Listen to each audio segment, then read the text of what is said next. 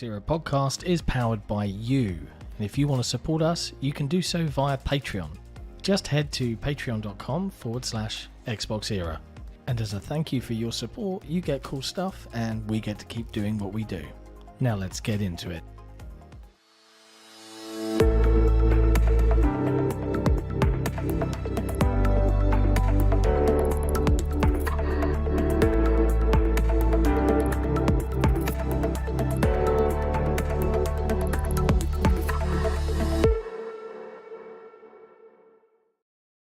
Hello friends and welcome to episode 133 of the XboxEra podcast. I'm your host Sika Mechanico and I'm joined as usual by Special Nick. What's going on? It's a good day today, but I'm most curious about what's going on with Jesse, who has been streaming now for 6+ hours on Twitch with the XboxEra Twitch channel, raising or targeting $1,000 for Extra Life and Children's Hospital. How you doing, Jesse? Are you still alive? Are you still awake? Are you covered in Cheeto dust? All right. Actually, I can put my camera on. I can even show myself on camera if I remember where that is, since nothing's working. Oh.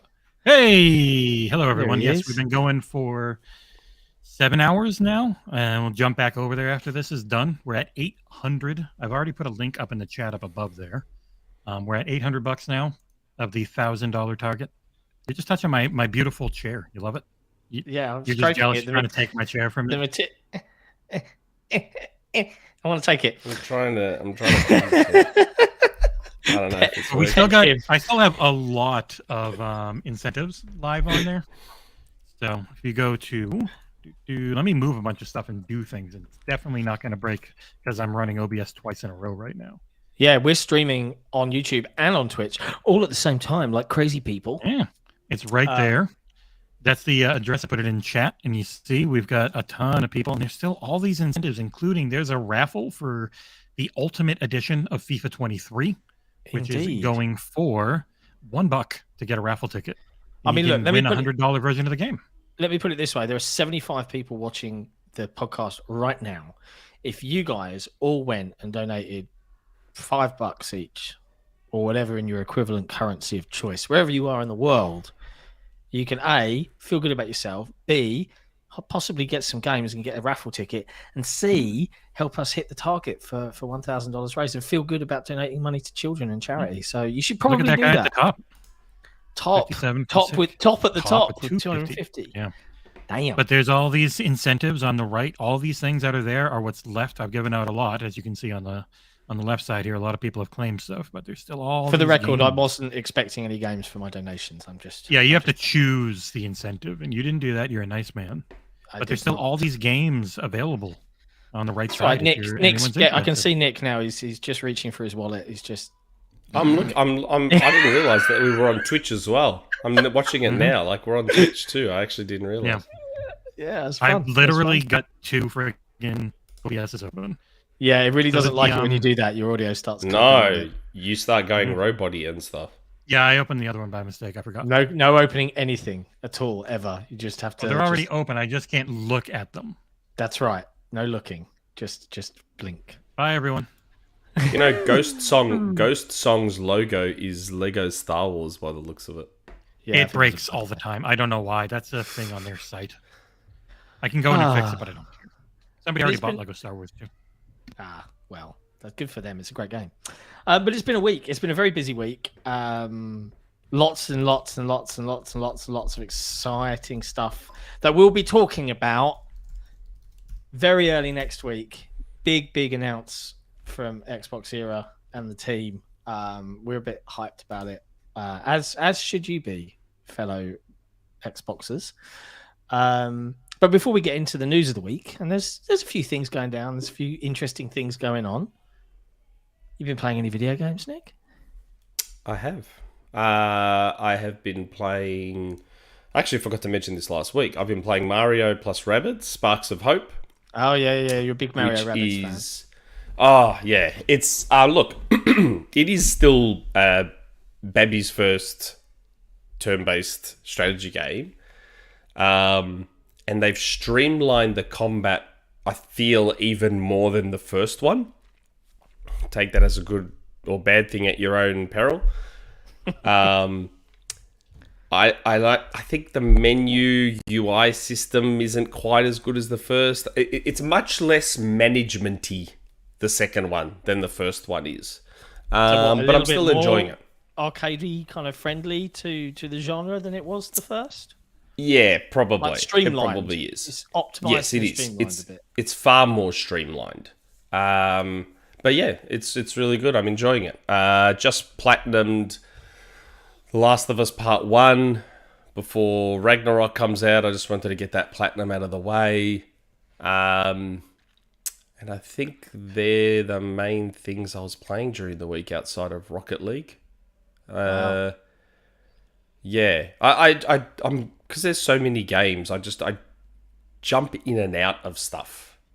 Like, I even played a little bit of Resident Evil 2 Remake, and I played a little bit of just all sorts of little things. But the main two things are Mario plus Rabbids and Last of Us Part 1, which is now done. Nice. You got the platinum as well. I saw you were celebrating platinum collections. Yes. Yeah. Last of Us Part 1 is actually, like, if we take all the context away and just look at it as a piece of software in isolation, it's a perfectly good remake. It's good. Like, it's nice visually. It's 95% very polished.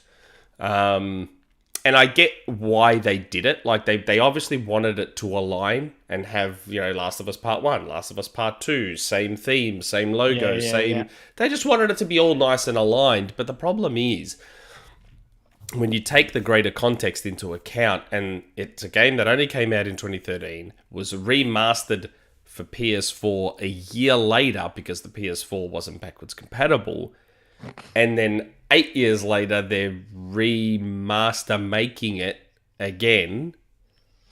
It's just, that's why and not only that, like, it was the double whammy. So not only did they remake master it, because it's not a full-blown remake, but it's more than a remaster, if that makes sense. Like, Resident Evil 2 is a full-blown remake. This is a step beyond the remaster, but it's not. It's in the middle, kind of like Dead Space. Okay. Like Dead Space, even Dead Space to me is not a full-blown remake, but it's clearly well beyond a standard remaster, like the Alan Wake remaster. Like the Alan Wake remaster, which I've also been playing, the Alan Wake remaster is like the bare bones, bare minimum, straight up remaster. That's all it is. Where obviously Dead Space is more than that. Last of Us Part 1 is a bit more than that. The lines are getting very blurred now with that kind of thing. Yeah. Very, very blurred. Well, I've been playing the Entropy Center, thanks to Jesse's review. It's supposed to be good. Love me a good puzzle game. I'm probably about an hour or so into it. Like I said, it's been a very busy week. This weekend has been very busy. We're prepping some final bits and pieces for launch. But yeah, I'm enjoying it so far. It does feel like, hey, what if we did Portal but with time? But I've been told going blind. So, Jesse's review was fairly spoiler-free. Yeah, I'm enjoying it so far. Also been putting the last few finishing touches on some Forge stuff in prep for the winter update, which is dropping for Halo Infinite on Tuesday. So super excited. So that'll be my Wednesday, won't it? I think probably. So, yeah. So I think it will be... I don't know how it's launching, because I'm presuming it's launching like they'll push the button morning their time, Pacific time. Okay. So that's like, I don't know, 6, 7 p.m. UK time on the Tuesday. So I have really no clear idea how that's all going to shake out and when the build is live and when it's updated and downloaded. But expect a few Twitch streams from me doing some Forge this week on the XboxEra channel on Twitch. Going to be showing off curfew in all its glory, and obviously, making sure it's all correct and good for public consumption. So I'll be jumping on to do that. So will curfew, because I haven't been keeping up clearly. That's okay. Will curfew make its way into the real rotation, or will it be a Forge section only thing? At the moment, it will be something that can be downloaded by anybody via the community tab. In terms of it's a Forge map, you can go grab. It won't be at least anytime soon. If I don't know. That's up to 343. And arguably, let's see if people like it. I'll probably get a lot more feedback on it once it's in the hands of lots of people as opposed to a very small pool. But yeah, it will be available to everybody to go and do customs on. It won't be in any kind of matchmaking hopper on day one. Okay. But yeah, really, really excited. Loads and loads of cool stuff going on. In fact, this month is still crazy busy. So we're doing all the things, people. We're doing all the things. Can see 112 people watching right now on YouTube and 13 or so watching on Twitch. So please smash that like button. Have a look and see what you fancy from the list of games that are available with the extra live stream. We are $180 away from meeting the target. So it'd be cool. Were you anonymous to keep your name away? No, it told me I had to have an extension installed, which I didn't bother installing right now. That's weird. How much was it? The anonymous? $20. Yeah, that was me. But remember, that's like 150 Australian, don't forget. 350. So I know it's only $20, so it's like only $20, but for me, that's like $150. Yeah. Bum. Got a super chat. We've got a super chat, yeah. Yep.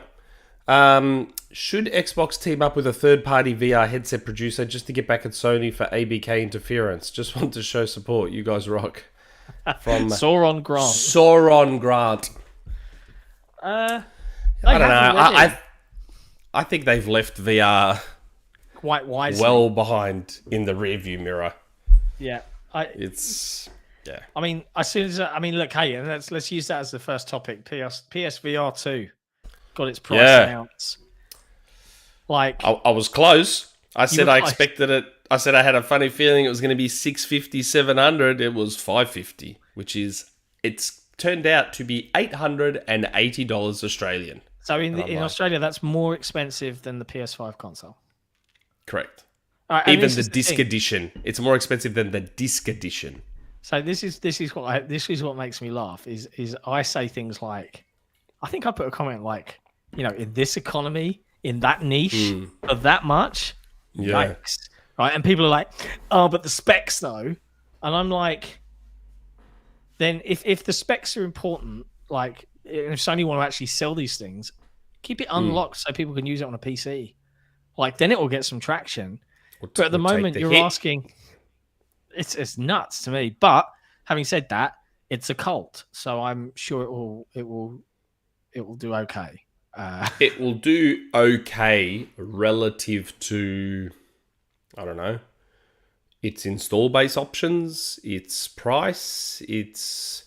Like, I think the first PSVR sold, please someone correct me if I'm wrong, but I think the first PSVR sold about 5 million or so, I think. I thought it was less. But that thing was like 5 million, yeah.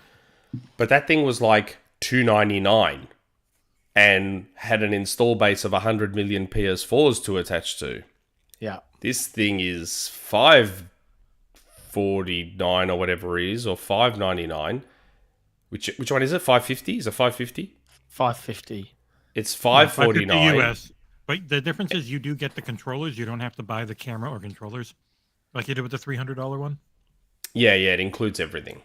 God, it would have been insane if it didn't at that price. Is it the cheaper? Is there a cheaper SKU, or am I misunderstanding? No, that is the base SKU, and then there's a charging stand you can buy extra. And you do have to remember, in America, we don't put taxes into the price. So with actual taxes, depending on the state you live in, it can either be $550 if there are no, but it's generally going to be about $600-ish. Yeah. So $550 if you live in Oregon, but otherwise, yes, I was about to say Oregon 550. Everywhere else more expensive. wow. It's and then not only that, you want to charge people $550, no backwards compatibility if they were PSVR 1 supporters. So no backwards compatibility. They have to rebuy whatever remakes are resold and whatever, or ports are resold. It's just... And it's not wireless. I mean, at least it's only one cable compared to the 57 cables the first one had. Yeah, that's much better. But it's still like... And don't get me wrong, it's like... It's cheaper than other VR options out there. Like the Vive, whatever you want to call it, here in Australia is like over $1,000. Like both variants of the Vive are over $1,000. So it's cheaper than them. But yeah, I don't know. I personally don't see it doing better than the first one. But I've had plenty of VR experiences, right? I've had the Rift when it first launched, the first consumer available Rift, and I've got the Quest.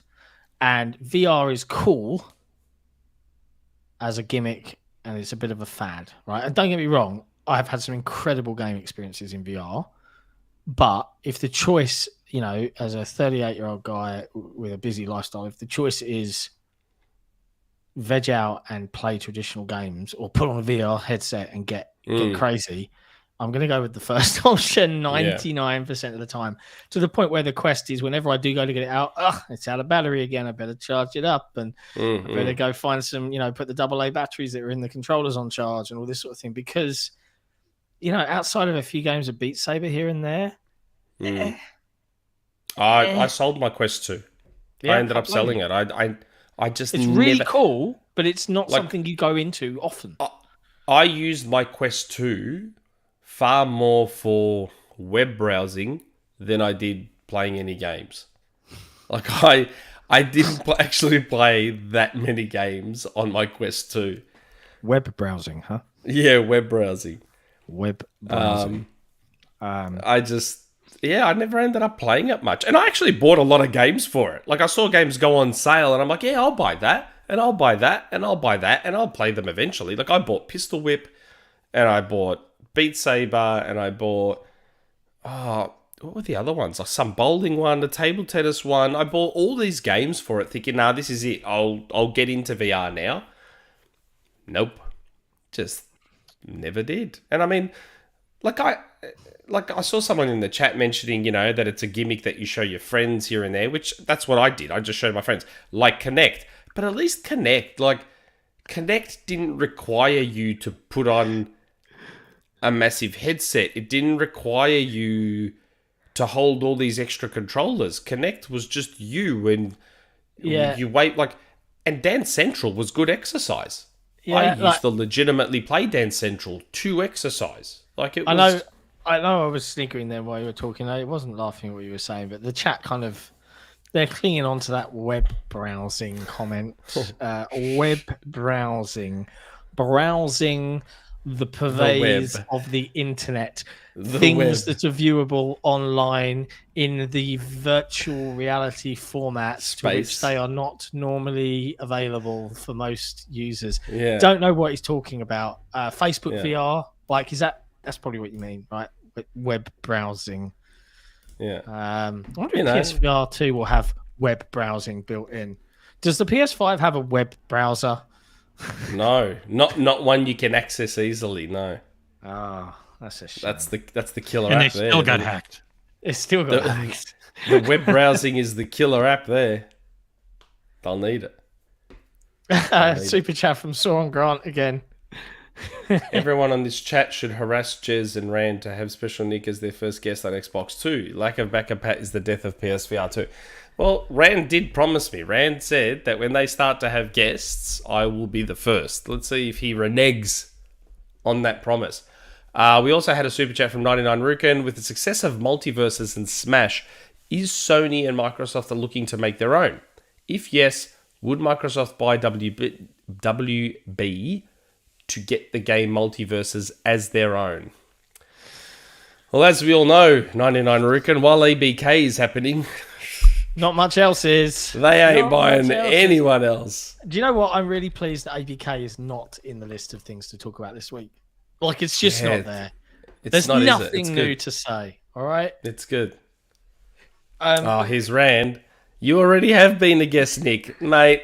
That thing where there was like 8 of us before E3, that does not count. That does not count. Me being a guest is yourself, Jez, and I, the 3 of us. That's a guest. That is a guest on your regular show. That is a guest. That's what counts as a guest. Rand, give me a call, buddy. Just, drop me a line. I'll take care of it. It's not a problem. Hey, watchers in the chat, hit that like button. Or if this isn't to 100, if this isn't to 100 likes within the next 30 minutes at minimum, then I won't do the really, really, really, really, really quite chunky Rumourmill that I'm going to do. If he wants to break his promise, that's fine. He's free to do that. It's a free planet. He can break his promise. It just means that he'll not be known as a promise breaker. So when he says things like, "Yeah, I promise I'll do this," you'll be like, "Okay." I think he's Sure, reneged on the promise by claiming the promise does not exist. Yeah. Okay.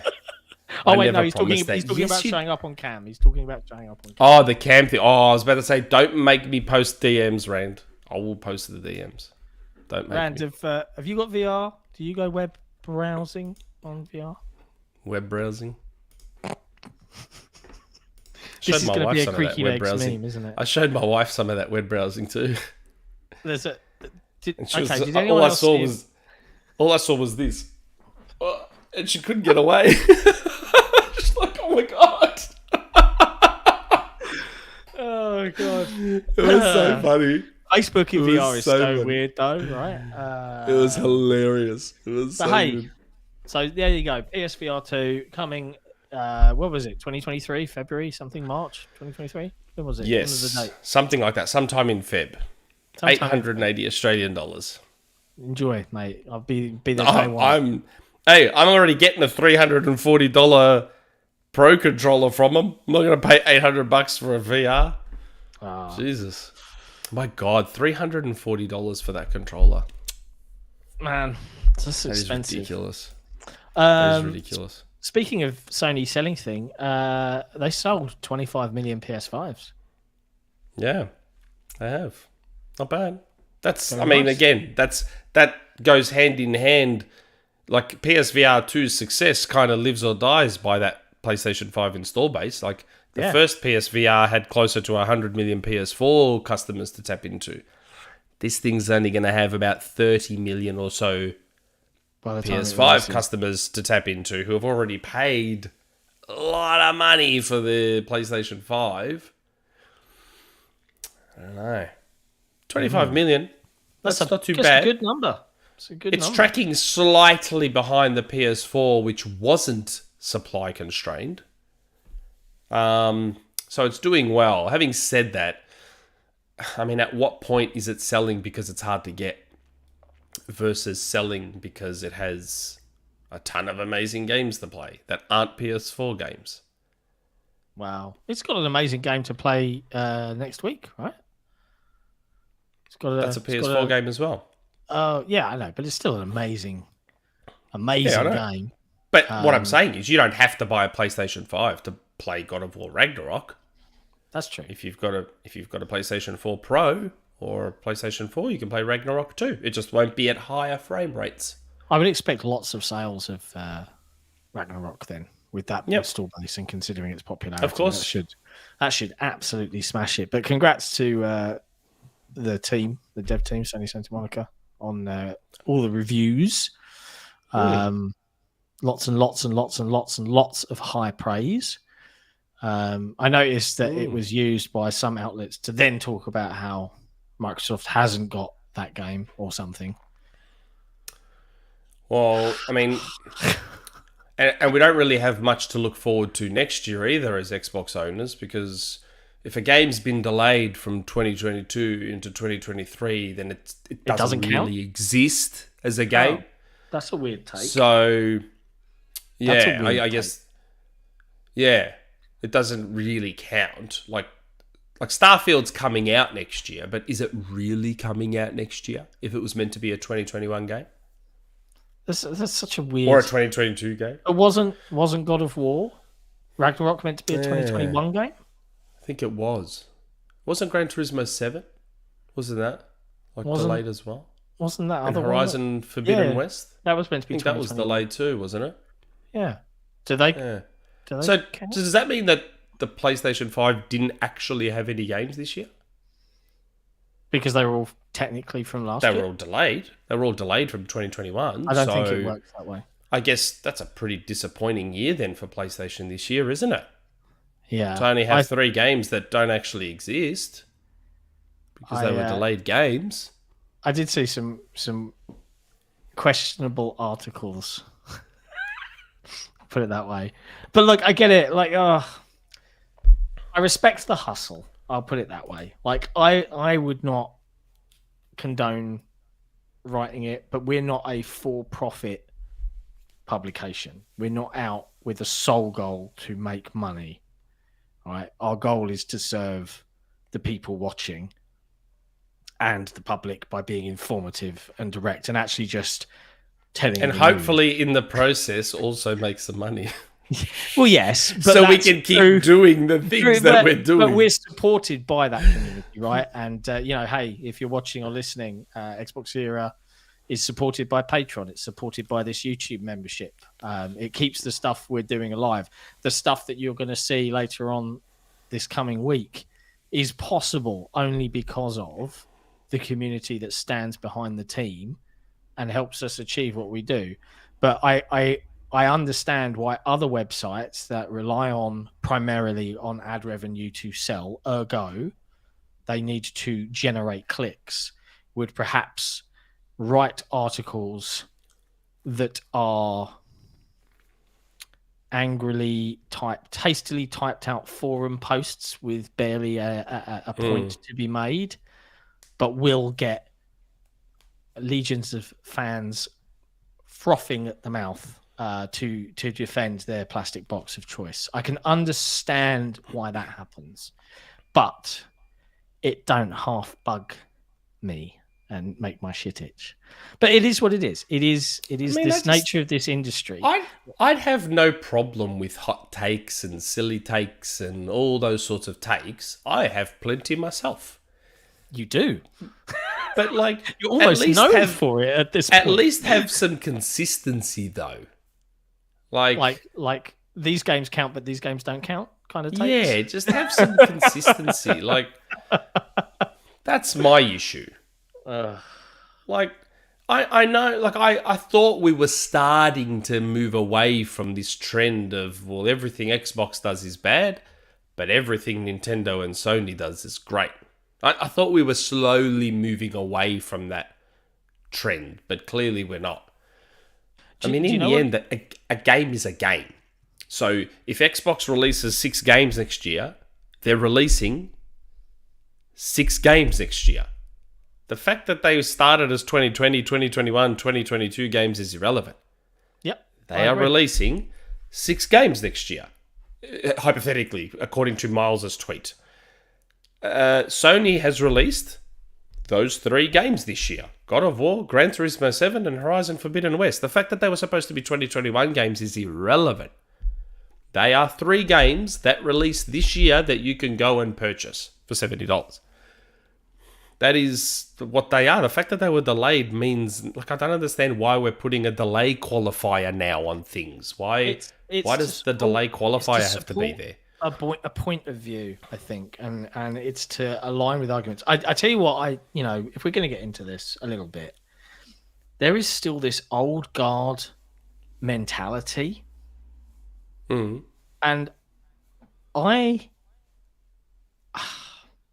this is a hot take. This is a hot take. I don't believe I say there complaining about hot takes. I'm about to spit one out. I don't believe we will ever see the kind of gushing that a lot of mainstream publications and reviewers do. Like the God of War things are very, very They almost like, I think, they almost... They're ads. They A lot of almost them are ads. A lot of them are just ads. They're Right. not reviews, they're just ads. Because... I don't know. Like, I'm trying to think of how I'm going to unpick this. Microsoft could release a game like that. It could be cinematic. It could be a one and done. It could be encompassing and engrossing, and all of the visceral, all of the marketing buzzwords that tick all these boxes.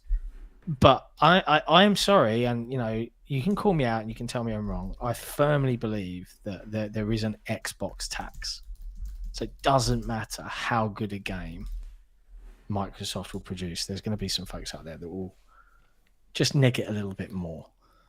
Or the reviews will be actual reviews that critique the game and point out flaws, and which is what you should do in a review. There's nothing wrong with that. That's what you should do in a review. You shouldn't go into a review ready to gush and be a viral marketer. I'm really excited for this. It's going to be amazing. Be there to actually critique it and review it. Just out of curiosity, I found my old post from XboxEra where I voted for 2018 Game of the Year, and my Game of the Year was God of War. That was legitimately my Game of the Year for 2018. But if I had reviewed it, I wouldn't have given it a 10 out of 10 like everyone else was tripping over themselves to give it, because it has legitimate flaws that prevent it from even possibly being a 10 out of 10. Legitimate flaws that almost all reviews ignored. But it's still a fantastic game. Fantastic game. And you can still be a fantastic game without being a 10 out of 10. I saw GameSpot gave it a 9. Ragnarok. Yeah. Which is an amazing score. Amazing score. Particularly if you use the full 10-point scale and not the newer, modern fanboy 6 to 10 scale where 7 is terrible, everything else is 6 is broken garbage. 7 is just a crap game. 8 is okay. 9 is pretty good. And 10 is the greatest thing ever. That's the new modern scale we have now. Yep. If you use the proper 10-point scale, 9 is an incredible game. Agreed. And there were people on their Instagram that were replying, going, "Oh my God, lol, as if you give it a 9. Why are you the outlier?" They were being called an outlier for 9 out of 10. I'm like, but you know what? Here's my hot take. These big outlets have no one to blame but themselves for that attitude. Yeah. You know why? Because they give out 10s like candy to every big hyped game that comes out. They just want to give everything a 10. So now everyone expects a 10 for every big hyped AAA expensive game. And that's where we are now. Rather than actually critiquing games properly, they just want to give everything 10 out of 10 now. Do you know what our review policy says? Our scoring policy. If you want to read it, it's on the XboxEra.com website. It's right at the bottom. Scroll down, bottom right hand corner. It's scoring policy. Do you know what 6 is on our scale? Good. Correct. A title that shows a lot of promise and is generally fun, but various questionable design choices make it hard to wholeheartedly recommend. I.e., might tick your boxes, might not. Read the review. See if it aligns with your likes and dislikes. 7 is a great. 8 is awesome. 9, unmissable. And 10, a masterpiece. A must play, but while perfection may be truly never obtainable, games that earn what is effectively a perfect score are shining examples of the medium. So in that context, I can understand why God of War and games of its ilk would get 10s if they're shining examples of the medium. But no one uses that full scale. It is exactly as you say. It's like 7. The scale starts at 6 is now. like a dig. It's like a dig at the game. The scale starts at 6, and anything below 6, that's all reserved for full-on broken games and indies that people don't care about and don't garner attention. That's the below 6 is reserved for that stuff. But really, the scale now is 6 to 10, and that's all because all the big sites now have to give everything a 10. They just go out of their way to... again, maybe it's because I'm old. When I was younger, 10s were very rare. 10s were ridiculously rare back in the day.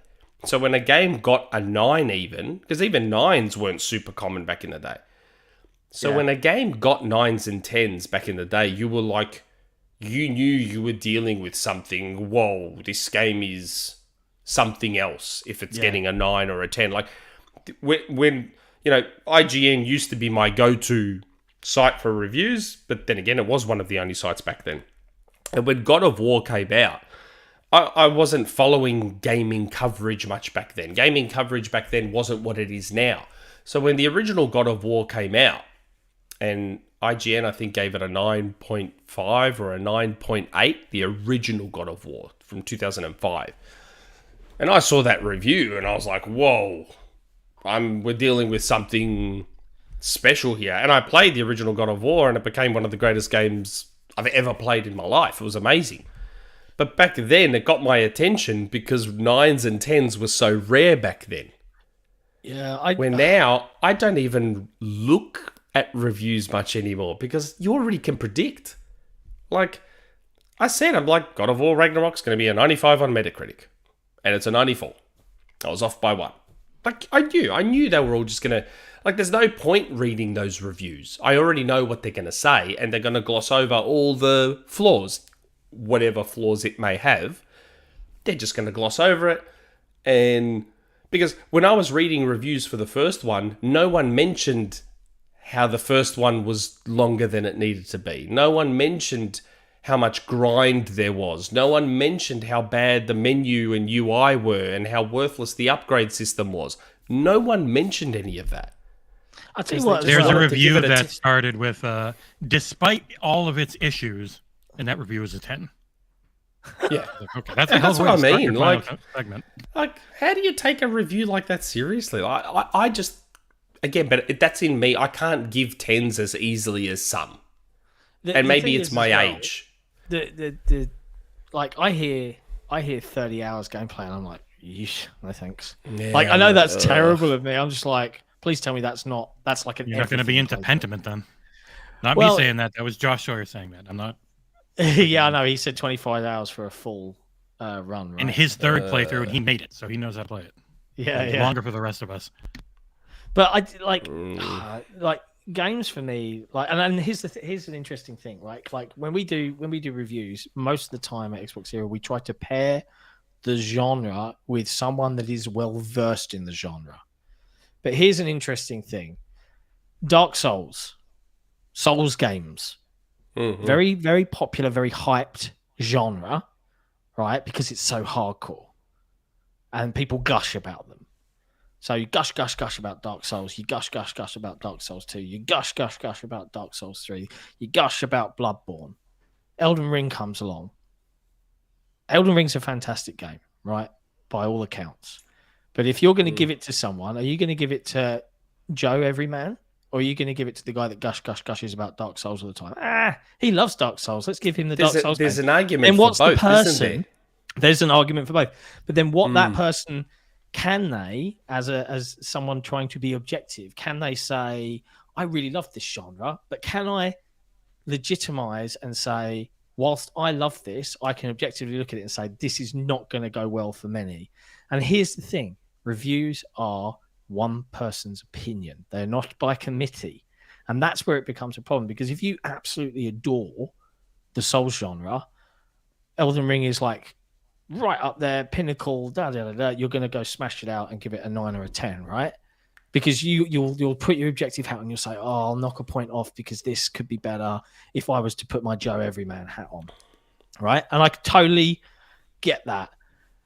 But I think because of that, people reading reviews should rather find a voice of someone that they know likes what they like and align to what they're saying in the review. If it were up to me, we wouldn't do scores at all. But we do. So, because for me, like one person for me like that, I'm discovering. I still actually need to read his review, but based on a tweet of his, it sounds like he's the sort of person I'm looking for. His name is Cade. He's the guy that's made the news lately for impersonating Tobey Maguire. He was the one that impersonated Tobey Maguire and got like 150,000 likes announcing Spider-Man 4, which I thought was quite humorous. I couldn't understand it because he didn't change his handle. He's left his handle as his normal name, and yet somehow everyone thought he was Tobey Maguire for some reason. I don't know how that happened. But he reviewed Ragnarok, and in one of his tweets, like, he literally mentions how the game kind of has some issues, but is still fantastic. So I'm like, you know what? I'll probably read his review of it. Because it sounds like he'll actually point out what flaws, if any, the game has, which is what I want to hear about. I would have wanted forewarning that God of War's upgrade system is worthless before I sunk all this time into wondering, which piece of armor should I equip? What does this armor do? And is that one going to override that one? And blah, blah, blah, blah. It would have been nice if someone had mentioned it in a review so I could have known. Yeah. Or someone could have said, look, there's some parts in God of War that they kind of force you to grind and it's a bit padded out. Yeah. Didn't hear any of that anywhere. Like, it's just... different strokes for different folks and all of that jazz. But hey, look, either way, it sounds like it's a fantastic experience for folks playing on PlayStation. I'm sure it will be. And, I'm sure it will be. I find out in a few days' time. Well, yeah, look forward to hearing your thoughts on the next podcast, my friend. Oh, God, I don't know if I'll be able to get through, if it's that long. No, 30 hours, yeah. I was about to say, I don't know if I'll be able to get it beaten before the next podcast. Initial impressions. But before we move on to the next topic of the day, some housekeeping. One, we're still only at 70 likes, 200 odd people watching right now on YouTube, 12 people watching on Twitch. Come on now. 100 likes minimum or no Rumourmill. This is the thing. Equally, we're doing a fundraiser right now for Extra Life to try and raise $1,000. We are $821 into that 1,000. We've got $179 to go. 200 people watching. That's $1 each, and we'd be over that limit. $1 each to go donate. This is less than a cup of coffee. And you could even try and win a global Xbox code for FIFA Ultimate Edition with that $1. I'm running a raffle. And then if you wanted to, I'm not saying you should, but if you wanted to, you could probably resell that and make your $1 back plus plenty. Someone's got to win it. There's 179 chances available, right, to hit that 1,000. Help us hit that target, please, while you're watching.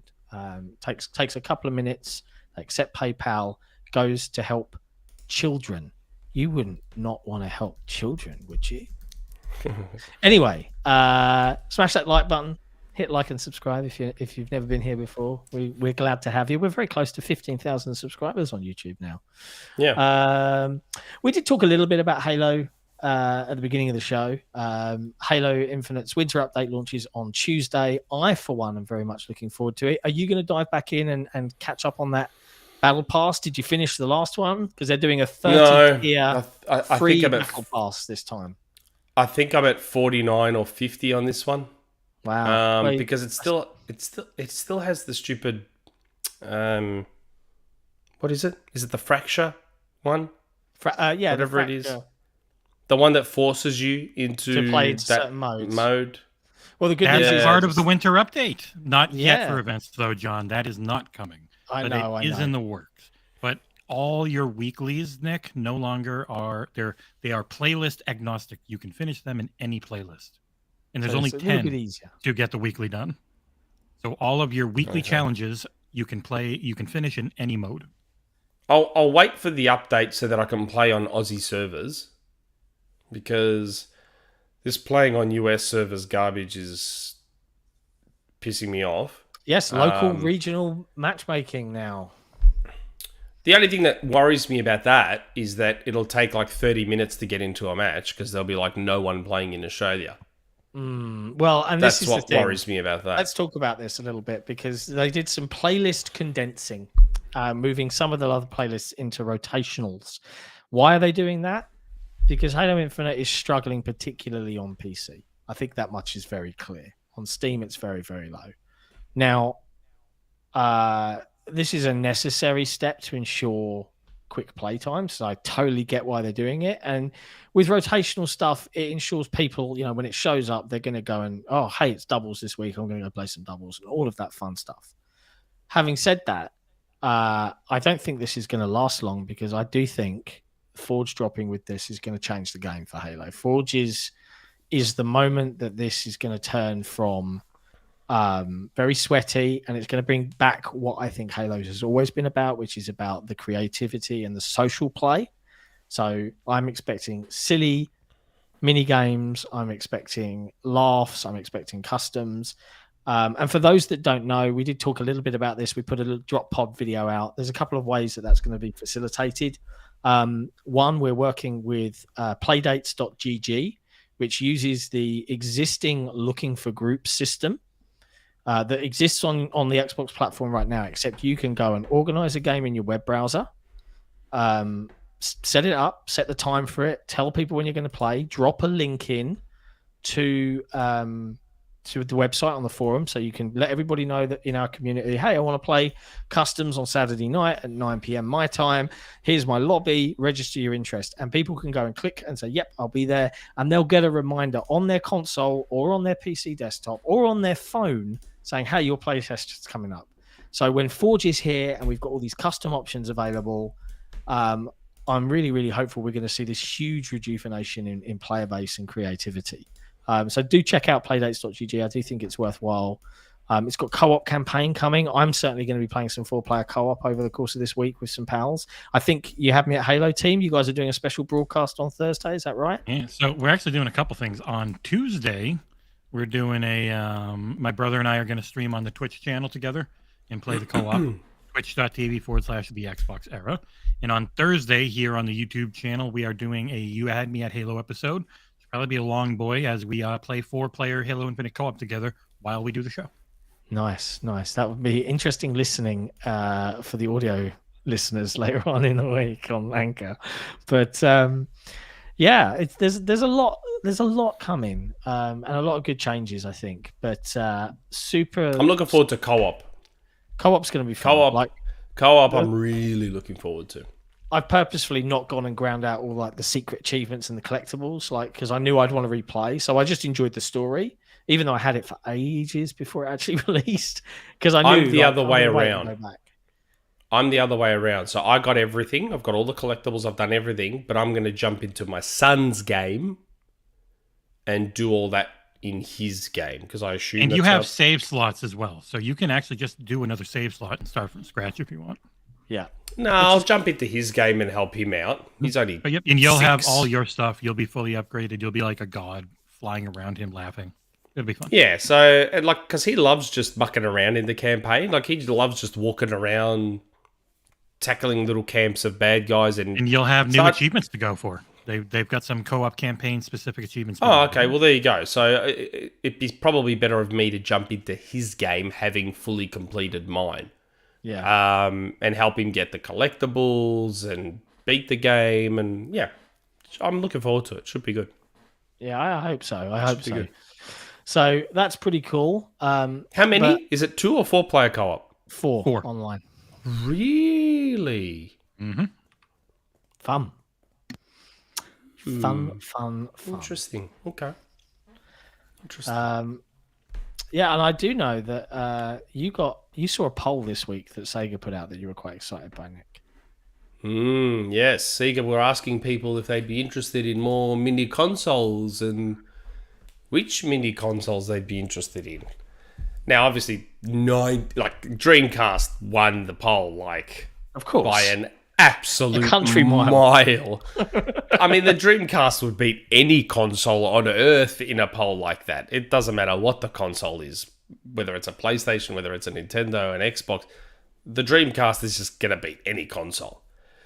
But I feel like I'm hoping that poll is more an indication that they're just going to do it anyway, rather than actually getting the results of the poll. Because I feel like if you're going to do a Mega Drive Mini, they've done a Game Gear Mini. And if you do a Dreamcast Mini, it'd be sad not to do a Saturn as well. They should do the Saturn. Yeah. For all its problems, the Saturn was still a cool console. I still have my Saturn too. Do you think then that they've got this ready to go? The Dreamcast Mini is ready, and perhaps they just knew it would win the poll? I wouldn't be surprised. I wouldn't be surprised if the Dreamcast Mini is all but ready to go. People have been talking about wanting a Dreamcast Mini for years. And it's a console where the games are very easily emulated. Because it's all Windows CE based stuff, super easy to emulate. So Sega should have no problems there. I'm more curious about the game set that a Dreamcast Mini would have. Like, if for anyone who had a Dreamcast, you will know that the Dreamcast library was built on the backbone of Capcom and Sega. Like, outside of those two, the third-party pickings were a little bit slim. But Capcom and Sega were doing some of their all-time best work on the Dreamcast. Capcom in particular. Yeah. They did some amazing stuff on the Dreamcast. So I do wonder if part of the reason it's taken a while is because they're working with Capcom to get all those games on there. Because if you take Capcom's games away, if a Dreamcast Mini gets released without Capcom's games, there's not going to be much on there. There's just not going to be much on there. Like, it needs to have Marvel vs. Capcom 2. It needs to have Power Stone. It needs to have Cannon Spike. It needs to have all those Capcom fighters and all those Capcom games. Otherwise, there's not going to be much on there. Which would be a shame. Yeah, it'd be handy if they could get other stuff like Soul Reaver. But Sega's going to have to just put virtually everything that isn't a light gun game on there. Basically everything that isn't a light gun game, because obviously they're going to do the light gun games. Yeah, it's going to be interesting to see what's on there. Very, very interesting. Where with the Saturn was basically Sega's Wii U. Yeah. No third-party games, pretty much, and virtually all first-party Sega stuff. Like, it was carried by Sega, just like it the was Wii gonna U have was Tomb carried. Raider. Sorry, it was gonna have Tomb Raider until a certain. No, it did. It did have Tomb Raider. It had the after first the next Tomb Raider. ones, yeah. So it had the first Tomb Raider. It had the first Resident Evil. But then Sony muddy-headed the rest of them away. A Saturn Mini, if it had Panzer Dragoon Saga, would destroy the eBay market for that game. Oh, yeah. And that's what I'm saying. Like, the Saturn would be all Sega first-party games. Like, and so Sega would have to make sure they just get them all on there. And Saturn emulation is not in a great place. So I feel like a Saturn Mini would probably actually, in the real world, do better than a Dreamcast Mini. Like, once you get past the novelty of a mini Dreamcast, again, Dreamcast emulation is in a very, very good place. Saturn emulation is not. So I feel like a Saturn Mini, especially with the hardcore market and the homebrew market and all that sort of stuff, would really do well because Saturn emulation's not in a great spot. Yeah. It'd be interesting. I hope they don't skip on a Saturn. I'd like them to do one. And the Saturn was a very good-looking console. Far better looking than the PlayStation at the time, and better looking than the Nintendo 64. Like, just aesthetically, was a much better looking console. I can agree. And fun little fact about the Saturn: DJs used to use them. Some DJs used to use Saturns because you could change the pitch of the vocals and stuff when you were playing audio CDs. You could fiddle around with the audio when you were playing audio CDs on Saturn, and some DJs used to use them during their sets. Yeah, I'm not saying it was like a widely practiced thing, but some DJs did use Sega Saturns because of how you could adjust pitch and vocal and all that sort of stuff. They were cool. They were really cool. I've noticed console. there's a bit of apologies. Halo tangent, even though we just spoke about Halo, but I've noticed there's a bit of a debate going on in that. Watcher Jarrett Bishop is talking about the dislike towards the, come to the store, spend some money, free to play, dress up, Barbie doll Spartan. Doesn't like that, wants to go back to the good old days of when we used to be able to pick our colours and put our logo on the map and it was all adjustable and customizable. And it's not the world we're in anymore. I don't disagree, right? But Microsoft had to go bigger than Xbox in order for Halo to be a success. Now, whether that has succeeded or not is a different I guess, debate.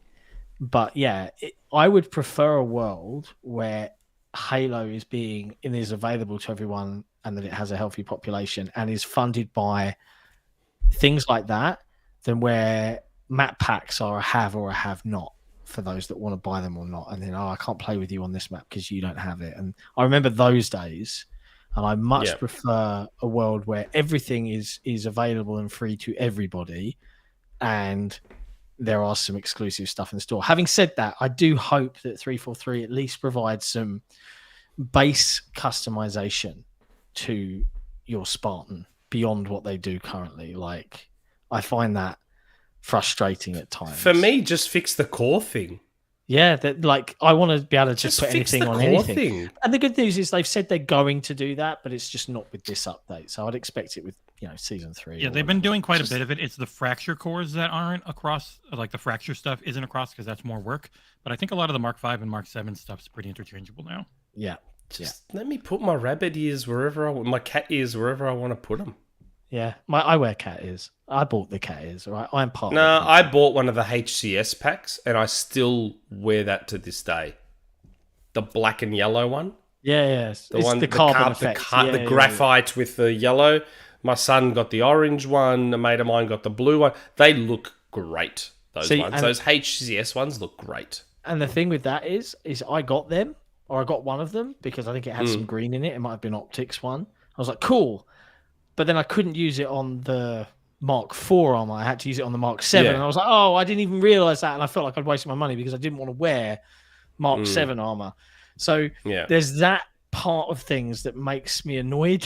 And I think and let me wear the cat ears on that thing. Let me put the cat ears on it. Of color. Let me put that skin of color on any of the Spartans outside of the fracture cores. Yes. So I do get it, Jarrett. I get your angst about it. Like, don't get me wrong, but it is just reality. It is just how games have to be funded and made nowadays. So it is what it is, my man. It is what it is. Speaking of, I think when we look back on all of this with Halo Infinite, the one persistent, I don't know, maybe bugbear will be that you already had the blueprint. So many other games had come before you and given you the blueprint on how to do this. Yet you still managed to do what you did. They all do. I don't know why, but every single one all of them, free-to-play games fail. They all fail at the start, and then then some of them with the budget come back strong. I think a big thing with Xbox Fortnite is showed you all the contractors. Fortnite showed you all how to do it. Sorry? What? How long did it take Fortnite? It took Fortnite quite a while to get that right. It's not like they got it right off the bat. Same with Apex. Really? I've been playing Fortnite a long time. Fortnite's had its system down pat. But even if it took Fortnite a while, Fortnite was one of the pioneers. That's the whole point. When you're one of the first, you're the one that takes the missteps. They're one of the biggest followers. Hang on. One of the first. I think yes, they were. To do battle passes and stuff. Yes, they were. Nick's point is, if Fortnite were Fortnite are the shining example right now of how to do seasonal content, right? They've been around now for a couple of years, if not longer, and they've been doing it right for a couple of years, if not longer. The only thing Fortnite has wrong is the prices of their skins. They're outrageous, but that's a result of them being successful, the dominant market leader in the work, right. And because they've got those agreements now where they have Star Wars characters and they have Marvel characters, and so that's just market leadership flexing its muscle. Yeah, but in terms of the structure of everything, they've nailed it now. The example is out there for you all to copy and view, yet you all still make... And this isn't just Halo, this is anyone that tries Battle Pass. Fortnite's there, and yes, Fortnite didn't nail it day one, but because they were one of the first, they're the ones that took the hits. They're the ones that weren't one of the first. There were Battle Passes and stuff. The Battle Pass system that Fortnite does was in tons of free-to-play games. It was in a ton of mobile games. No one nails it at first because you need to build the content pipeline to feed it, and that has required completely taking over a giant publisher in Epic Games, constantly crunching years and years to keep that content pipeline going. It's not And easy. I think they are.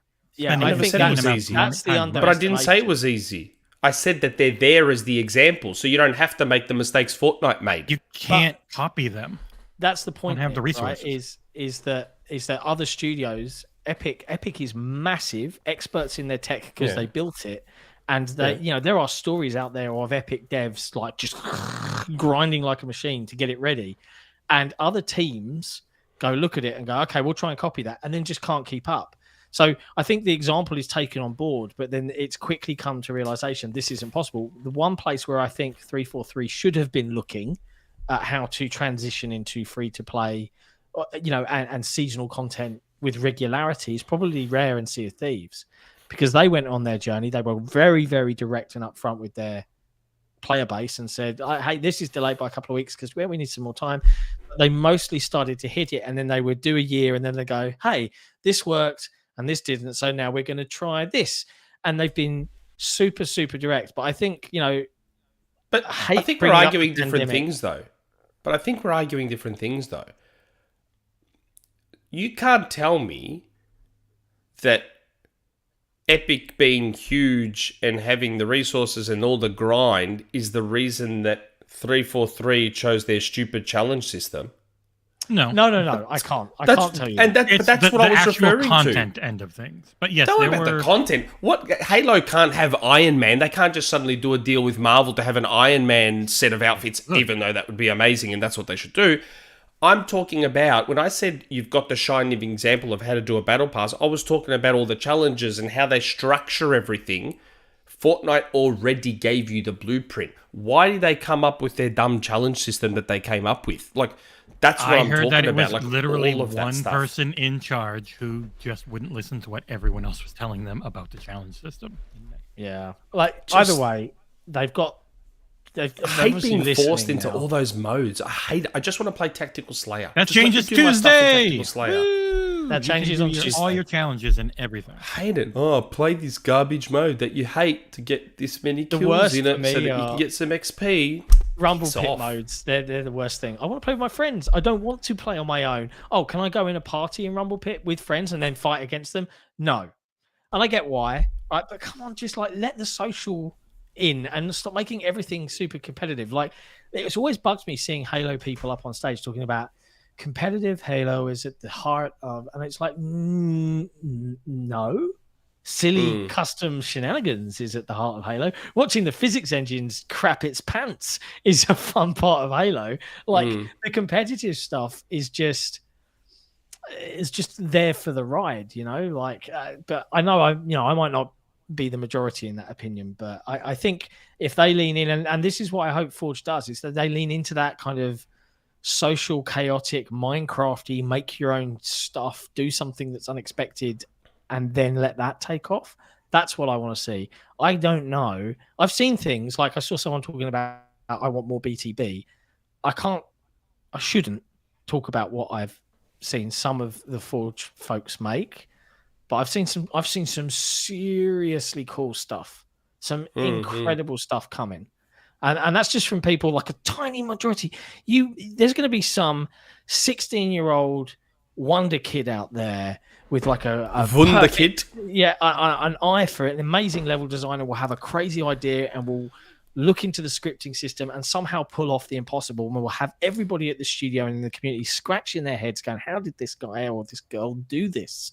And that's the bit I'm looking forward to. But hey. Sorry, Halo tangent went way off the rails. I'm sorry. John, look at the likes. 100+ likes. Well, that means we're doing a Rumourmill today, which I think is a pretty big one. Later. A bit. Not too much later, because there's only a couple of things left on our list of things to talk about, which is on the subject of Xboxy stuff.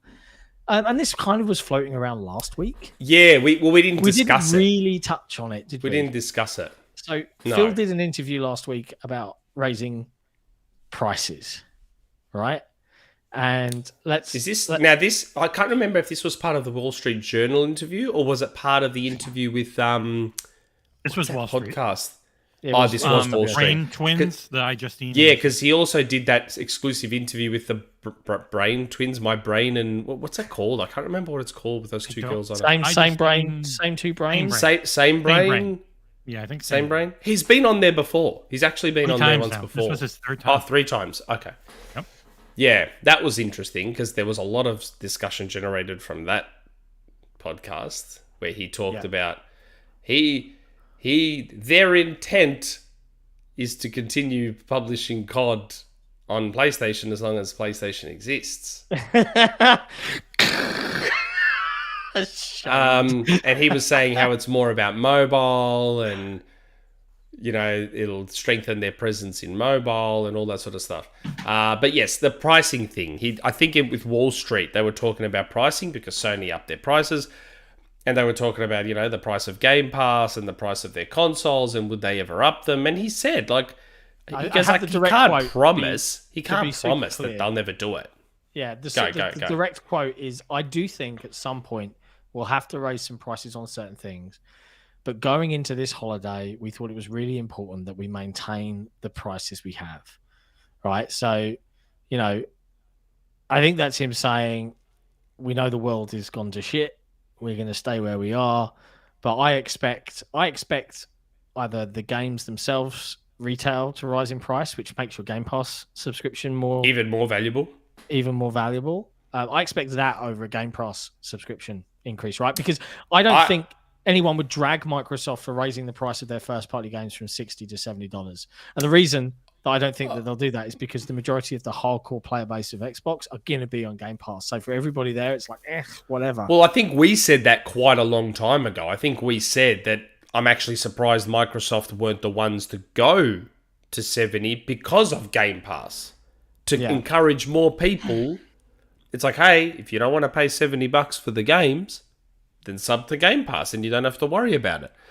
We all expect Game Pass to increase in price at some point. That's just inevitable. The problem is how Microsoft can't justify that price increase for quite some time. Yeah. And they're in a weird spot with that. Because, so right now, we believe most of Game Pass's cost comes in third-party deals. So once they stop relying on as many third-party deals because their first party is pumping out more games, hopefully someday in the future, that would then theoretically mean the cost of Game Pass is going down, isn't it? In theory. Yeah, perhaps. So right. Then how could they then justify it purely from a what it costs perspective then? I'm just curious because to me, if I'm looking at it, let's say in 3 years' time, 2 years' time, Microsoft goes, look, all right, here's the inevitable, Game Pass is going up. Yeah. And I'm looking at Game Pass and I'm seeing far less third-party games on there because their first party is now cranking out games. Yep. So I'm like, well, hold on. Why are you increasing the price of Game Pass then? It's not costing you as much anymore. The cost of Game Pass has gone down because you're not pumping out money for all these third-party deals. So why is Game Pass going up in price? The consoles should definitely never go up in price. Yeah, that's still insane to me. That and Microsoft should theoretically be dragged even harder than Sony if they were to raise their prices because they're $1 trillion company. I'm sure you can take the hit over the regular Joe Blows that are buying your console. To take a hit. Yeah, in the US, you're supposed to always do everything you can to make money because it's a broken system. But also, yes, they'll have way more first party, which costs way more to run. So, but they're already running it. They're already running it. But they will now have $70 billion into Activision. Yeah, if it doesn't get blocked, it's not getting blocked. It's just, and they're going to buy more, and they're spending more and more on the division. If prices go up a little bit, I mean, they've got the family plan, which is, £21? Pretty ridiculous value to get 5 people Game Pass. Yeah, I saw that. 5 people for that. That's really good. I like that. Yeah, and it's in if the service goes up. So outside of your household, family plan is not just for people in my home. Yeah, within the region, though. anyone in your pricing region. So it's but like that's fantastic. So for me, my younger brother right now is paying for Game Pass Ultimate for him and his kids. I'm paying for Game Pass Ultimate for me, my consoles, and my kid. I could say to him, "Hey, I'll take the hit, do $21.99 a month. You put your gamer tag, my gamer tag, and our kids collectively. There's going to be 3 that are playing on that, and you pay me, half of that cost. He's saving £3. I'm saving £3. Mm-hmm. And we don't have anymore the problem of you have to be signed in, like the My Home Xbox problem, because at the moment my son to get his access, my Home Xbox is his, but for my brother with 2 kids that are of the age of playing games, he has to sign in on his daughter's Xbox and be actively signed in order for anything to work, and it drives them nuts because if he wants to play where he is, he has to stop what he's doing. And this is a solution to that. Yeah, so it's good. My cousin that I'm sharing a PS5 console with, I can now get him in my Game Pass family.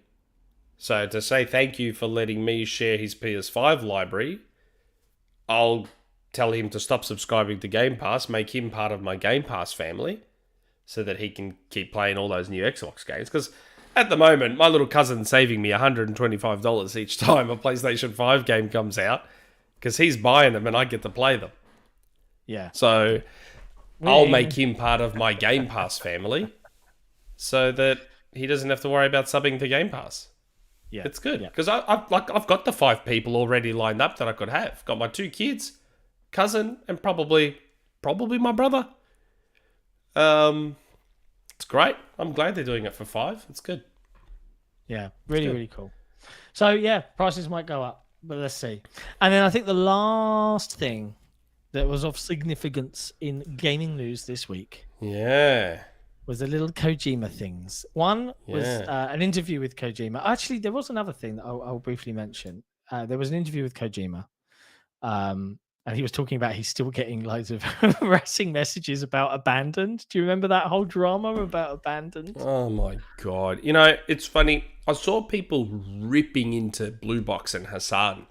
Yeah. And it's like, I think you need to put some of the blame on Resetera and Jason Schreier here too. Like, it's just a smidge. It was Resetera that was driving the whole conspiracy theory that Abandoned was Kojima. Like, they were the ones that really pushed it and drove it and willed it into existence. Jason Schreier then jumped on top and said, I really think this is Kojima too. All Hassan and Blue Box did was kind of ride that wave. Yeah. Which you can understand for an indie dev trying to get attention for their game. You can kind of understand why they would do that. But don't, put all the blame on them when it all started from Resetera pushing the idea that Abandoned was Kojima. Yeah, completely agree. Jeez. But either way, Kojima's game, Overdose. Yes, Overdose. We heard a little bit about, I think, might refresh my memory, from Tom Henderson earlier this year. Yeah, he was the one that showed a logo, said it was called Overdose. I had been given some info about it a while back. Ooh. The problem is, this info about this game is difficult to be solid because it's so early. As you can see, I only got those screenshots about 2 days before they leaked. Got out there, and I got told don't leak them, even though they were blurry as all hell. Because I think, so at the time, Kojima, I think, was pitching. So remember, quite a while ago, we had, I can't remember if it was on a Rumourmill or if it was just us discussing it. And I got a lot of crap for it too, and so did Grub. And I had said at the time that Sony said no to Kojima's new pitched game. And I got a lot of crap for that. And it was true. This Overdose, whatever, you think he wouldn't have gone to Sony about it first? Of course he would have. And then this was the one that was allegedly at Google. And then Google were like, don't worry about it. And so Microsoft's got it. But I think part of the reason a lot of this was also secretive was because as has now been shown, see, this is all stuff I was told a while back. What was explained to me was when I was given info about Kojima's game, I was told to stay all very hush-hush because I think he pitched as you can see from the screenshots, it looks like he's pitched everything using Death Stranding assets, which are Decima engine assets, which is Sony's engine. Sony proprietary tech. So he would have been pitching this game to Google and Xbox using Sony's assets and Sony's engine, theoretically. But if we're basing it on these screenshots, like people have put together that, oh yeah, that's from this part in Death Stranding and that's from this part in Death Stranding. And I think he was using these assets and this stuff to pitch Overdose and what Overdose is or may be to Google and Microsoft. Yeah. Now I was told what kind of game this might be.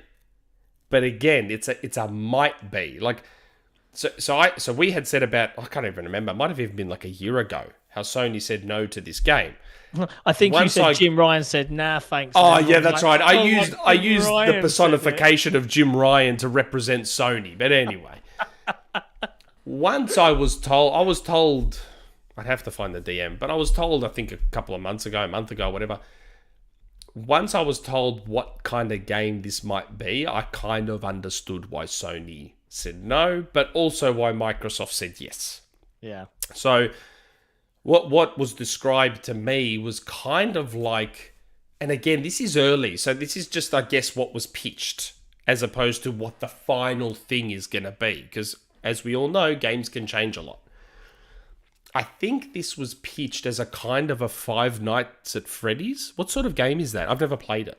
I think it's like isn't it like a multiplayer, silly, horror-y type jump scary thing? Yeah, I've never played it myself. I think this was kind of pitched as a Kojima Five Nights Serious at Freddy's. Yeah, like, you know, like you're in a room and you're trying to solve, almost like an escape room kind of thing too. Like it was, and when I heard that, I'm like, oh, okay, so I think I can see now why Sony would have passed on it. Sony would have wanted the more traditional, you know, I can see Kojima chat, and Wankfest. I was about to ask the question, but there was discussion that this was like playable in cloud or cloud based or cloud maybe that's a part of it, first. because Phil did say in one of his interviews about Kojima that they have the platform that allows him to Realize fulfill his vision. So maybe that there is a cloud element. I don't know. Like I just got told that it's a more multiplayer focused game, and like I said, the literally the term Five Nights at Freddy's was described to me, like kind of like Kojima's take on a Five Nights at Freddy's sort of thing. That was sort of the pitch. But again, I don't know if that's what the final game's going to be. I just watched the footage, right, whilst we've been chatting, and like the guy is sitting there like topless, like, and you can see him in the reflection. Yeah, I know. You can see him in the reflection. Weird. It's like, why it's like are video recording. game leaks fucking weird? Like all like the the time. barn, the Halo the barn. Halo 5? Like, what the No, Tom Halo Morello? 4. I thought it was Halo 4. Yeah, no, you're right. And then there was Halo Tom 5 was Morello. Tom Morello. Why are video game leaks weird? It's the most bizarre, secretive, unnecessary thing in the entire industry, and it always cracks me up. So I'm seeing 99 Rukin. Kojima game at the Game Awards. Honestly, dude, if the game is still being pitched and it's using Decima engine assets to pitch it, I doubt we're going to see anything at the Game Awards, because I'd be surprised if Sony allowed Kojima to use Decima for the Xbox game, for Overdose, which means he's going to have to probably switch engines, most likely to Unreal, I would assume, unless Microsoft turns around and says to him, well, here's the engines we own. Here's Slipspace, here's id, here's... What other engines do they own? The Coalition's branch of Unreal Engine 5. Well, that would probably be the most likely outcome, wouldn't it? It would probably be Unreal. You're muted. It would probably be Unreal with some help from the coalition, wouldn't it? That would make the most sense. That would make if you want to absolutely, because to me, I put from a purely technical competence perspective, especially with Unreal, I put Coalition right up at the tippy top. Well, with the best of the best in the industry. They helped out make the Matrix demo that we've seen for Unreal Engine 5. Yeah, I put them right up there at the tippity top. If whether it's up there with Insomniac or Santa Monica or whoever, I put Coalition right up there with them. Yeah, right up there. I see people saying id-Tech, and I think id-Tech is very limited to what it does. I don't think it has the versatility that an Unreal Engine 5 has. You'd have to build that versatility depending on the game you're making. And but I don't think this is a big game. I don't think this is a huge game. You could probably use whatever engine. I do think you're probably wrong. Like, I think a reveal trailer, like Kojima loves his cinema. Like, I don't see it out of the realms of possibility of a fully CG, non-in-engine, non-game trailer. Oh yeah, maybe something like that. Because it's maybe Keighley and Kojima, isn't it? Keighley's going to be like, "Come on, buddy, you got to." Yeah, but it's Keighley and Kojima, but Kojima with Xbox. Kojima, what are you doing? You've got cooties. If Keighley's going to have Kojima at the Game Awards, he's going to want Death Stranding 2. He's not going to want whatever they're doing for Xbox. Yeah, maybe. So you're telling me that when that trailer ends, he's just going to go, and there is Hideo Kojima's new game. All right, on to the next thing. Yeah. If it's Overdose, it'll be the same. It'll be like the Series X reveal. Yeah, it'll be like the Series X reveal. My friend Hideo Kojima-san has 2 games to show. Here's the Xbox game, Overdose, and now here's Death Stranding 2. Death Stranding 2. Wow. But here's Overdose. Doesn't that look like fun? Wow. Oh man.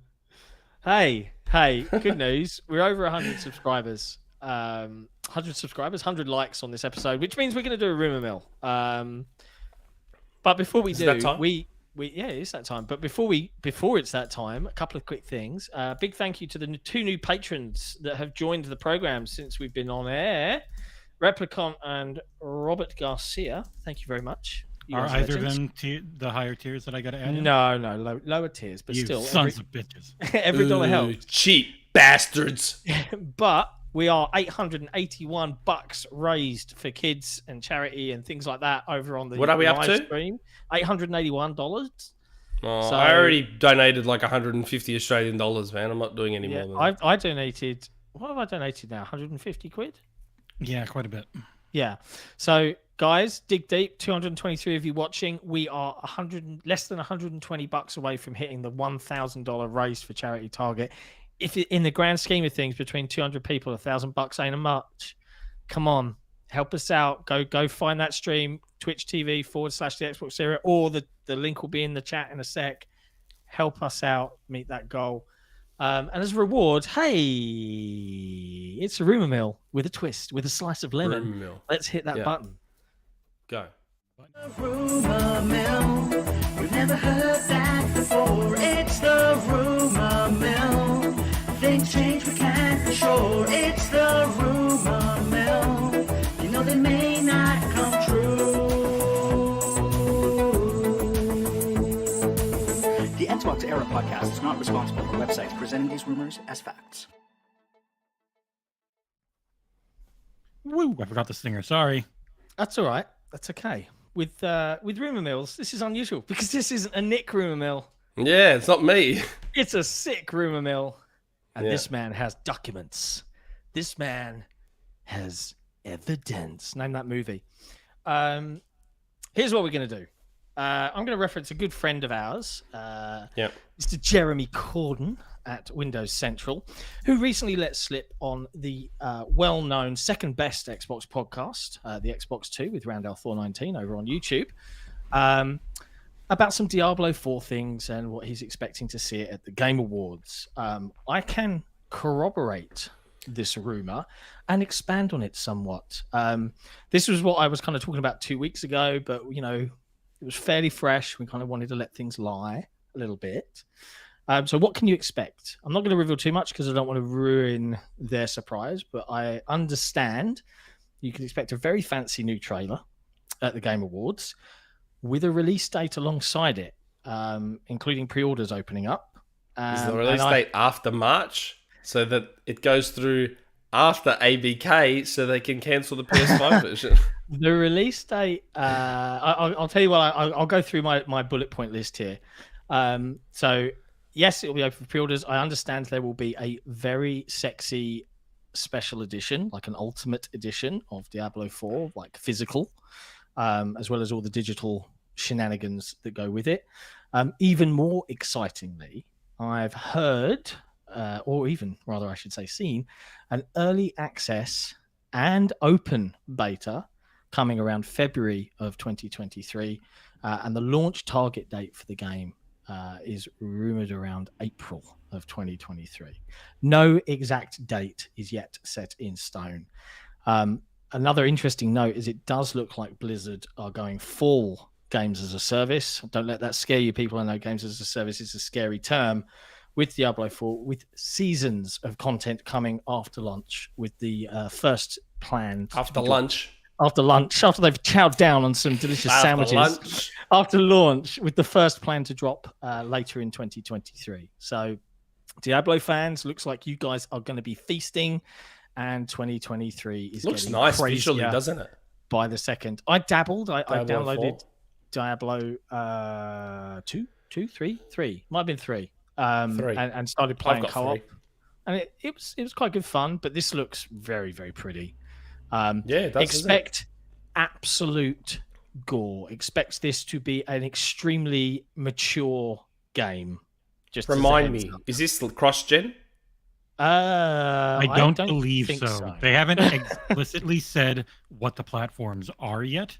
But just know that we here at XboxEra will be reviewing it, and it'll be me because I've got over 3,500 hours in Diablo 3. So kiss my ass. Anyone who wants it, it's mine. Why don't we get a second copy for co-op? I'd love I'm to going to get ask four for. I'm going to players. ask for like 6. It's the. Although- I always ask for extra.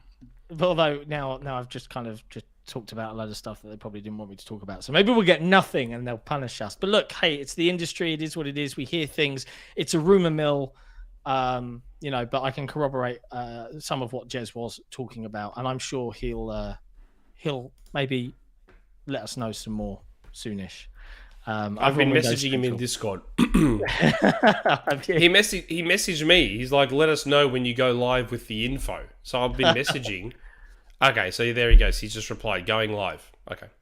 Okay, So he's posting his article now. Expect a corroborating article on Windows Central very, very Jez short. is posting his article now. There you go. Boom. Bosh. So there you go. That's my look. Hey, look, I can do a rumor mill every now and then. Mix things up a bit. Enjoyed. But yeah, that's a pretty big one. And I'm quite looking forward to seeing more on Diablo 4 the game. Hopefully we can get multiple codes and play co-op. I'd love to play that co-op, like do an online stream. I'd love to it'd be fun. Do this for a living and just do Xboxera stuff. So help it happen, Jez's patrons. Be good. Be very good.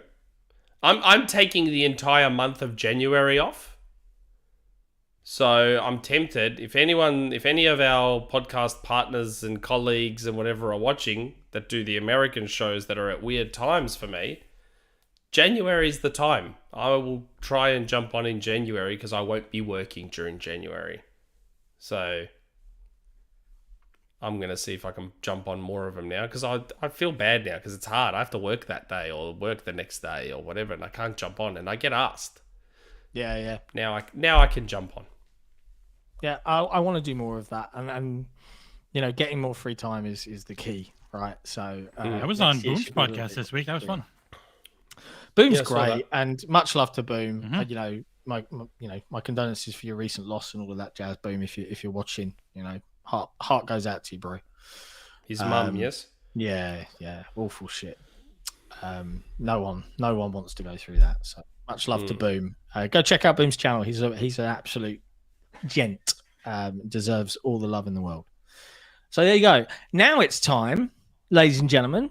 Yes. To carry on donating on the extra live stream and place your bets because Nick and I are about to play Name the Game. Name a game. He's queued it up, obviously. He's queued up the intro this week, isn't he? Hasn't he?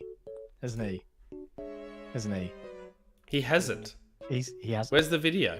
He hasn't. Oh, He hasn't. Are you going to do the video?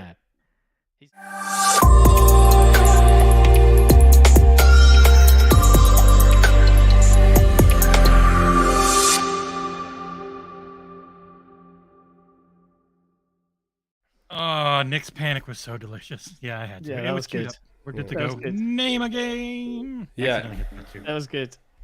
All right, for those Let me watching, open- this is the second time we've been playing Name a Game. We had a Yep. trial run last week. Nick, do you want to explain the premise for the viewers at home that perhaps didn't catch the show last week? Yes, name a game is very simple. Jesse Is will. It is. Jesse simply takes the name of a game and basically changes the word and/or words in the name with a thesaurus, and we have to guess what the game is. So last week we had also. Now I do need to. I wish I had done it before the show, but I do need to explain to Jesse that context doesn't matter.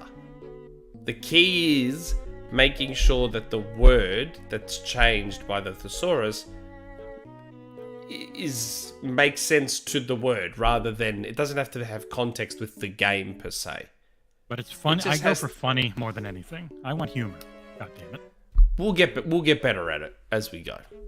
You're not This doing is a shit, very- so you'll get what I I like give this. you, motherfucker. This is a very All right, fun let's go. game. All right, come on, let's go. Let's go.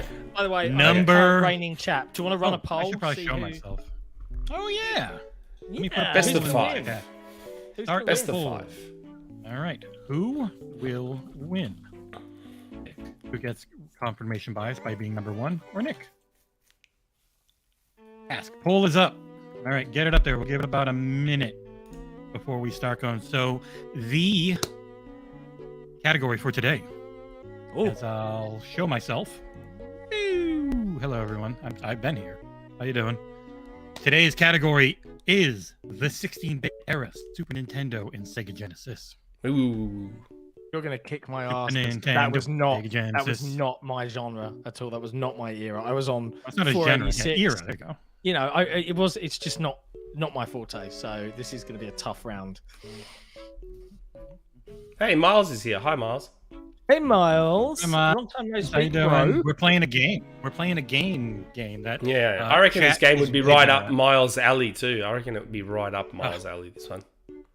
Thinking of Miles, and we talked about Jez earlier. I'm really thinking if I could get some Manscaped. Oh, I'm so hairy. Oh yeah, should we mention that? Can we mention that? No, not Okay, yet. we'll mention. Okay. Not yet. Nothing's been signed yet. My brilliant little things, and then John can't shut up. All right, first question, as I'm going to end the poll in 5, 4, 3. Okay. Can't have people voting after it's been going. Question number 1 for the Sega Genesis Super Nintendo era. Here we go. I'm fucked. Road Pugilist 2 high speed version. Road. I gave you a super easy one. Road Rash 2? Road Pugilist 2 Pugilist. high speed version. You can look at the stream, don't look at chat. I put it on the stream. It's right there. You can read it. Road Pugilist 2. too.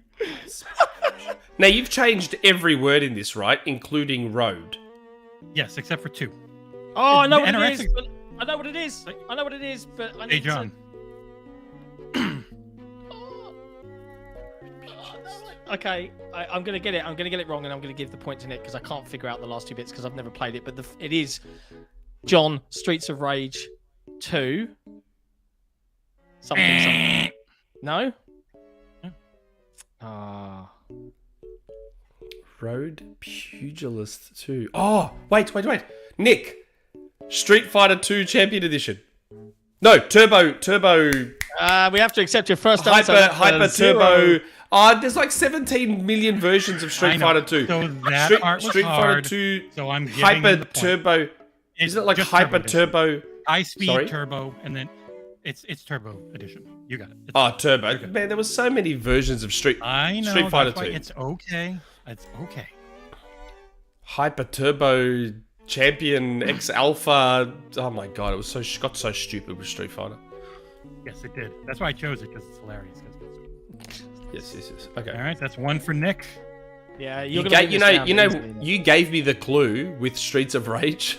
Yeah. As soon as you said Streets of Rage, I'm like, oh yeah, Street Fighter. That's why dangerous to go first. All right, the next one's really friggin' long and very stupid. Okay. It's real dumb. I loved it. It's my favorite one that I've done. The Fable of Robin Williams' Daughter. A tie to the previous. Nick. Zelda: Link to the Nick. Past. No, hold on. Nick. I said Nick. I said Nick. That rule. Just say the answer. What's the difference? The Legend of Zelda: A Link to the Past. Correct. Come on, that's a stupid ass rule. No, it's not. It's a buzzer. Most basic. Saying the words is the buzzer. No. Nope. And it also helps with the lag too. How is saying the answer versus saying my name and then the answer help with lag? Because you're Can I just do 10 saying of one these? We're word. doing all of them no matter what, so you better start getting some right, John. Well, if I get one more, I did win. get that right. If I get one more, did I get win. that right. I mean, you better get them correct before Nick does. Yeah. All right, the next one is Including Reverie. What? What is it? Concluding Reverie. The fuck is Reverie? Final Fantasy. John. I'm giving it to you. Yeah, he said L before Nick said a word. Correct! Yeah. Concluding Reverie. Come on, can we get rid of the stupid say the name? Because it completely No. goes against instinct. No. Instinct is to just blurt Well, out then the you answer organize and buzzers. first. Then you organize buzzers. You want to organize a buzzer, you're spending $500 on a Go XLR because that's how Grub does it. That's the only way it really works. I don't have a Go XLR. Like I said, I can't. You organize buzzers. Otherwise, say your name. All right, well, everyone start donating. Get us $500. Buy me a Go XLR, and we'll get buzzers. It's concluding reverie. That's what Final Fantasy is. Next. Next is, oh yeah, got to put it in the text. Make sure the text is in the right place because it always flipping moves. All right. Next is Time Activator. Say it again. Time Activator. Time Activator. TIME ACTIVATOR. Time Activator. This is gonna kill me if I don't get this one. I only did the biggest games of the era. Time Shift would not be a 16-bit game. Sorry. No, that's right. Would be Time Shift. John. John, go. Chrono Trigger. Correct. I was wrapping my brain around Star Trek. I was like, what are those things for time? Chrono particles. Hope you're not looking at the chat. Hope you're not looking at the chat. No, I'm not looking at the chat. All right. Next, gotta get this in the right place so we look professional. Next one wins. Next one wins. For the game. Let me pick what's my best one left? Because we're gonna do all of them anyways. Next one is I agree with you, Miles. Soundwave, the spiny mammal. Soundwave, the spiny mammal. Oh, Nick. Sonic the Hedgehog. Correct. Nice. I would have been very disappointed in myself if I didn't get I that was one. literally- For some reason, I was about to be like Sonic and Knuckles, but of course it's just Sonic the Hedgehog. I would have been bitterly disappointed in myself if I didn't get Sonic the Hedgehog. That was like one of my formative games. I'm like, Soundwave. Yeah, Sonic, right? Sonic. It has to be Sonic. 1-0. Pure gold. All right, we're going through the rest. We did 5. Oh, we're just going to do the rest anyway. Okay. Yeah, why not? It's fun. If I put my goddamn time in and come up with 10 because you tell me to come up with 10, even though I tell you to come up with 10 in case John and I don't get some. This but week people we were enjoy very it, good so- and got all of them. Same thing last week. All right, here we go. Go. Boulevards of Fury. Streets of Rage. Streets of Rage. You don't have to call in now, but yes, John wins. Now I don't have to call expo. No. Yeah, now it doesn't matter. The competition's over. Whatever. Stupid rule. And Finger Bones, Helter Skelter. If either of you get this one, I will be shocked. Finger bones. Yep, this was my hardest one. Is that something you view on VR web browsing? Finger Bones, Finger Helter Bones. Skelter. Is this web browsing all over again? Is this Nope, web browsing it in is VR? Famous. I'll give you a hint. It is a famous Sega Genesis game. John. Oh. Power. No. No. I want to see if anyone in chat can get this. Helter Skelter. This is 16-bit, remember. This is the 16-bit era. Mm-hmm. Finger bones. Oh, yes. Nick. I know I don't have to say Nick, but I'm saying it. Knuckles Chaotix. Yay! Wow, what a goal. Well played. Well played. I'm thinking finger bones, and I'm looking at my hands. I'm like, yeah, Knuckles, right? And I'm like, what's a Knuckles game? I'm like, it's not Sonic and Knuckles. And then I remembered the 32X. I'm like, oh, yes, Knuckles Chaotix. This is hilarious. I love this game, by the way. It's so good. It's so good. Stupid rules, but it's fun. When I came up with that one. I told you, if you don't want us saying our name as a buzzer, invest in a buzzer. I don't understand how me blurting out the entire word before you Doesn't matter. You get a buzzer. We set a rule. Okay, fine. All right, next one. Classified of magical energy. This is more straight up. Classified of magical energy. Nick. Yeah. Secret of Mana? Correct. Oh, that one was for Miles for sure.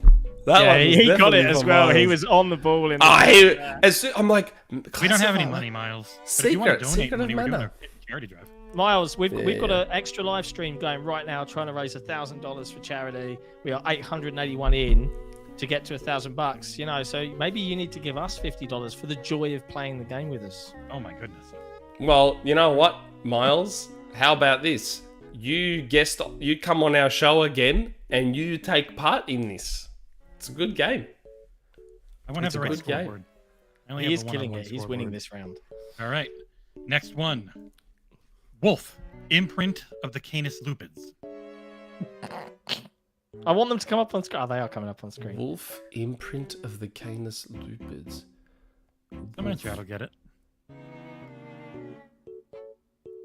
You know what the word is in Japanese. There's only one game. Yeah. I'm gonna know this game. The Canis, Oh, it's super popular. Yeah, it even had a sequel recently announced. Yeah. It hadn't happened Recently since the arcade announced. version. Yeah, recently announced. Oh yeah. Imprint of the Canis Wolf. lupids. What's another word for wolf? Dog? Not another word. Another language's word. Dingo? No, another language. Dingo ate my baby. We don't make fun of that. Serious thing. Was it though? John's just gonna hit up the Google Translate and try and figure out what else is wolf. Wow, no one in chat getting this either. I thought this was kind of easy. No. Wolf imprint of the Canis lupids. I'm trying to I can think start of the giving recent you game a that was word announced. here and there. Okay, now people are starting to get it. Don't look at chat. No, I'm not. I'm looking at chat. A sequel was recent from the 16-bit No, era. a recently announced sequel. Oh, I thought you were saying a sequel to the 16-bit one. No, And I'm a like- sequel to the 16-bit one was recently announced. It's the wolf that's throwing me, not the imprint. I know the imprint part, but I don't know the first part. What do you I think? played this game on Dreamcast, didn't I? I reckon I had this game on Dreamcast, didn't I? Yep. And you can play it on 360. I can't remember what the Japanese name is. It's the name you know it by. You know it by the word wolf. I know Mark of the Wolf. What's the first? Is it that Garu? Garu, Mark of the Wolves. Because I remember having this on Dreamcast. I'm like, I swear, but you threw me when you said sequel. I'm like, wait, a sequel to the 16-bit one? I'm like, hasn't there been Mark of the Wolves games in between? No. Okay. No, it's part of Final Okay. or Fatal Fury or whatever the hell, Final Fight. Yes, and that's why I got thrown by the wolf. The wolf part threw me, not the second part. All right, and the last one is the best one. Ass Gorilla Republic. Donkey Kong Country. Donkey Kong Country. Correct. This Ask game Gorilla rules. Republic. Oh, japes. Well played, There we go, Jesse. that's all Well of them. played. Some great ones. And this I week. don't It's have good. the questions saved this week. I completely forgot, so they won't be on screen. Sorry, everyone who put in questions. That's right. You've been doing enough for the children, my friend. I will load them up and look at them on. It's a good game. Name a game. I like name a game. Next week, name a game could have a sponsor, It won't be. which will be funny. We've got to get the item, use the item a bit, and then be able to talk about the item. So it might take Yeah. So it won't be next week. It'll probably be after a that. month. Yeah. Yeah. Okay. So it might be a But little bit it away. will have a sponsor, which is pretty darn cool. Yes, we will have a sponsor for Name a Game. Name a Game is actually going to be sponsored. Officially That's how much. sponsored. That's how much of a hit Name a Game is already. It already Now I has just have to hope that naming Nintendo rights. doesn't hit us for using their music. Hassan or Hargeet Chani is working on music for Name a Game to go behind it. Really?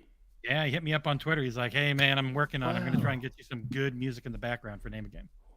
I like the Wii Shop channel music though. Thank you very much, Hargeet Chani. But I like the.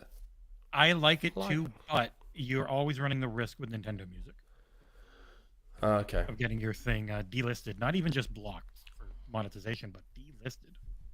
Okay. Oof. Okay. Yeah. Fair enough. That's a good game though. I like Name a Game. I agree. I'm doing a great job with it.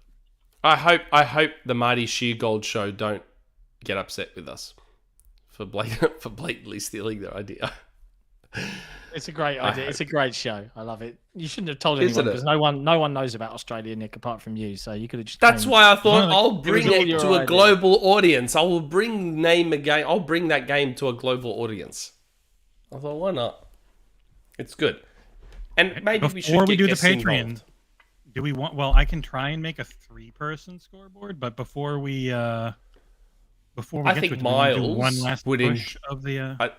Yes. Charity? Go. All right, so we are doing Go, the John. Extra Life charity stream right now. Wake up, John. I'm awake. Jesse's speaking. We just like giving you shit. So right now, I'm going to be going back to it once this show is over. We are doing the Extra Life charity stream this year, 2022. Second year we've done it. We're already at over $880, trying to push for 1K. I still have 911 now. 911. Hey, it just went through over on Twitch. Woo! Thank Nice. you, Code Pack Shakur. He bought Klonoa Fantasy Reverie series. I had an extra code. and never told Oh, Nick. did he? Oh, Oh yeah. Nice. Thank you so much, $89 Code to Pack. hit the target. $89. Klonoa And I is so still got- good. I've got a ton of game codes still left in there, and anything that is Xbox is global. I made sure to beg PR companies a bunch to get a bunch of codes, and they were like, "Yes, you may give those away for charity."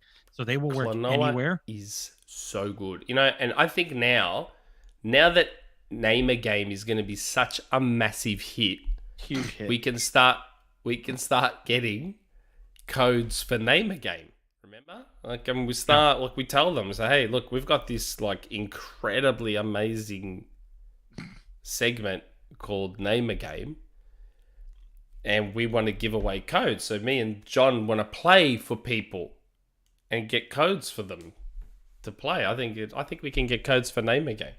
We'll find If a way. Ubisoft puts things out, Ubisoft is great about that. I asked them one time to give some codes away for Far Cry 6, like way after our review had gone out, and they sent me 10 Ultimate Editions out of nowhere. I was like, what Wow. the fudge? Wow. Nice being That's rich. I pretty reckon, rich. Miles, you're still in the chat. How much fun do you reckon you'd have being part of Name a Game? I reckon you'd have. He'd love it. It'd be amazing. Seems right up his alley. It does. A you know, game he's like a man that of one. culture. It was up my alley back when I used to have great vocab, back in the days when I was an intelligent person. But We still have all these now codes. now I struggle. If we way just more get than I someone used buys, to. you can buy AI the Somnium Files Nirvana Initiative for $15 off and give all that 45 directly to charity. When do the people get their game codes for those ones? When I go through every thing and I email them out, so it'll probably be tomorrow because I'm going to be real tired. Okay. Today. Okay. I'll DM you your Back for Blood. Jesus Christ, don't worry. Okay. I'll probably never play it. I didn't donate for the game, but I'll take the game. I may It's never the Ultimate play Back Edition. for You get Blood. all the DLC, which is actually pretty dope. Oh, okay. It's co-op, maybe. And I mean, I console share with my son. Maybe he and I can play Back for Blood. Although that's probably not good for a 6-year-old, is it? Random tangent, and I have to ask this before we get into community questions. Have you ever had cotton candy grapes? No. They're very good. What the hell is They're a weird. cotton candy grape? Legit, they are green grapes, and they taste like candy floss. Candy floss grapes. And they are... I don't think they're a thing here. They are legit, mate. They are... Real good. They're delicious. Wait, let me ask a question. Have you ever had a lychee? A while ago, yeah. And you're telling me cotton candy grapes are better than lychees? I think I last had a lychee when I was like 10 or 11, so... Dude, go and have a lychee. I'll come back Go to and have you. a lychee.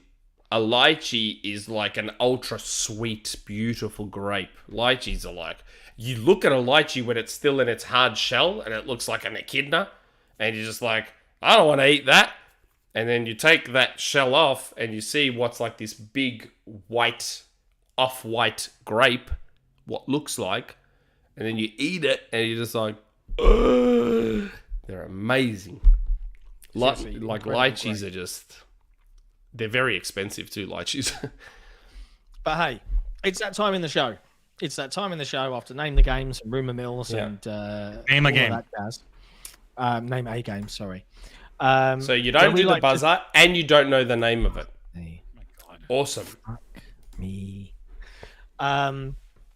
We'd like to thank our patrons for being wonderful people that help keep the XboxEra team and community going. You guys are the secret sauce that powers everything that we do, and I genuinely mean that. I teased it earlier in the show. I'm going to say it again later this week.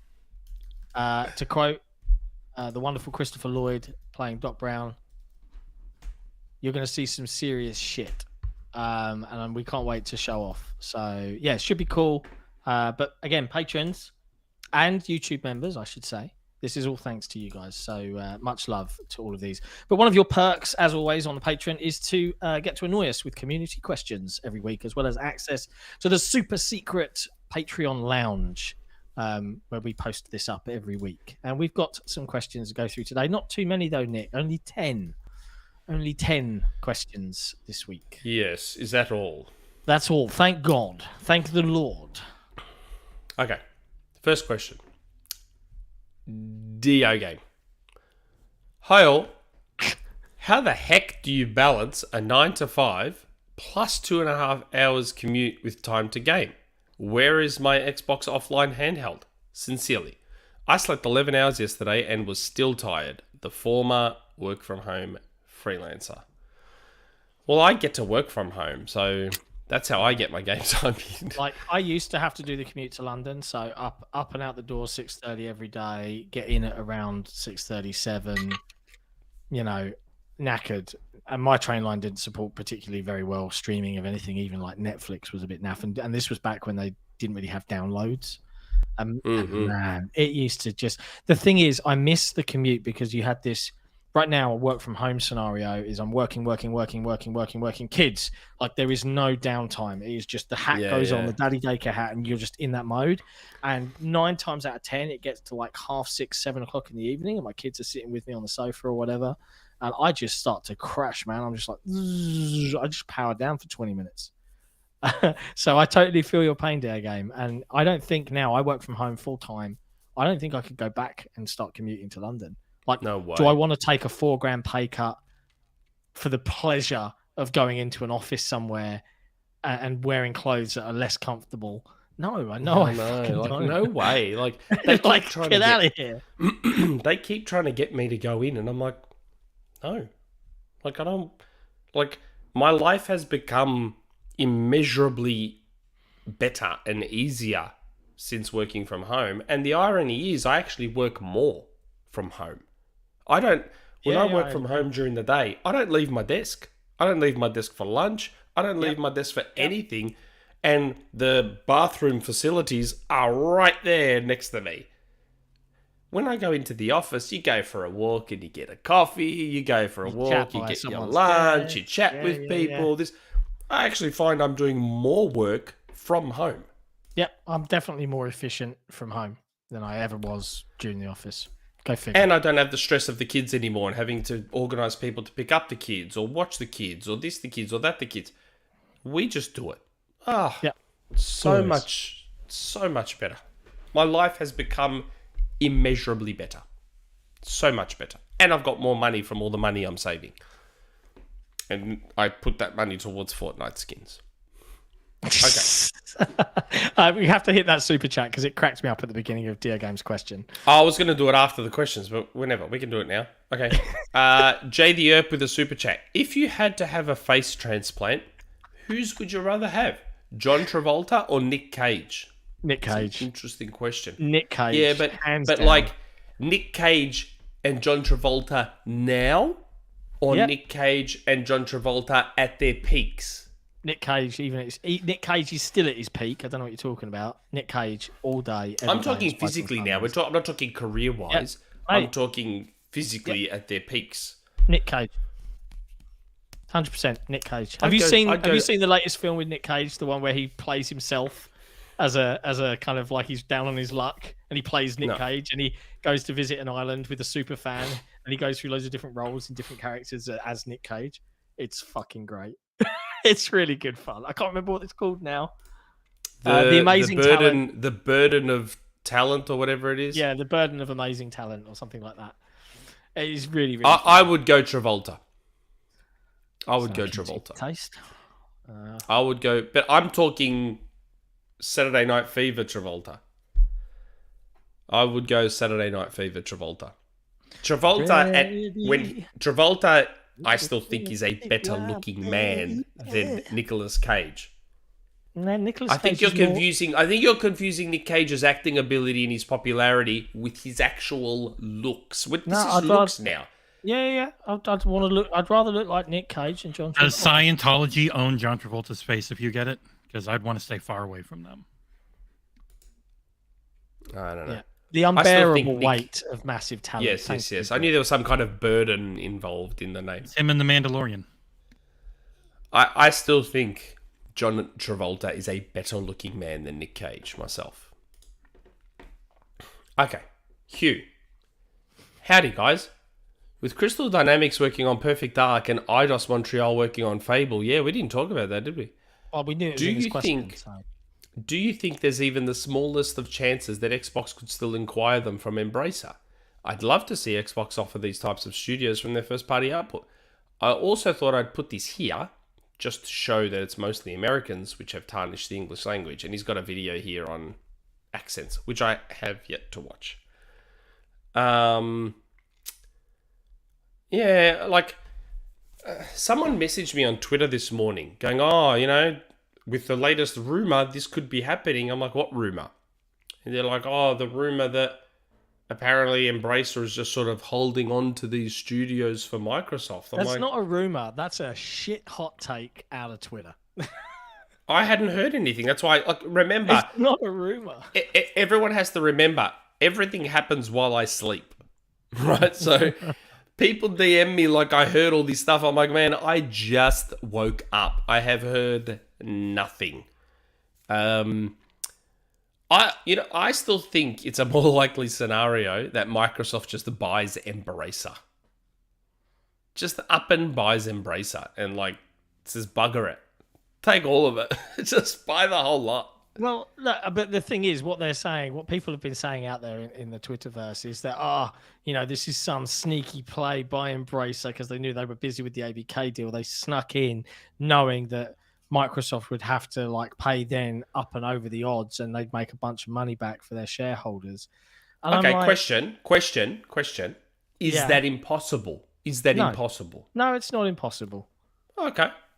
Again, I've heard nothing. Like I said, I got the DM this morning. I woke up, I had a DM. I'm like, what rumor are you talking about? And they're like, the rumor that blah, blah, blah, my blah. point is, it's not impossible, as in someone Embracer could have had that idea and done that thing. But the suggestion... Well, what if it was Microsoft that... But what if it was Microsoft that had the idea? And Microsoft said, look, we can't do this while ABK is happening. You buy them, you hold them for us, and then we'll buy them off you at a premium and cover the debt, cover all of that you paid for. Whatever. I don't know how this stuff works. It's not a rumor. It's conjecture and speculation. There's a complete difference. It isn't, I heard Microsoft did this, or I heard Embracer had this plan. It is, do you reckon it's completely... So it's not a rumor. I just want to make that super, super clear. Is it possible? It's just funny. You got Eidos working on Fable and Crystal working on Perfect Dark. You can't tell me that Microsoft weren't looking to acquire those two studios off Square at some point down the road. Like, there's just no way. And then Embracer suddenly comes along and says, well, okay, well, we'll take them. You were already dealing with Microsoft, right? So they would have had to come to an agreement with Square to have Crystal work on Perfect Dark and to have Eidos work on Fable. Yep. True. So you're already working with Microsoft. You already know Microsoft is looking at buying studios. Why didn't they shop those two studios to Microsoft and say, hey guys, when you're done with Perfect Dark and with Fable, if you're happy with how these studios worked, do you want to take them off our hands? I don't. And you can have the two at this point. Why?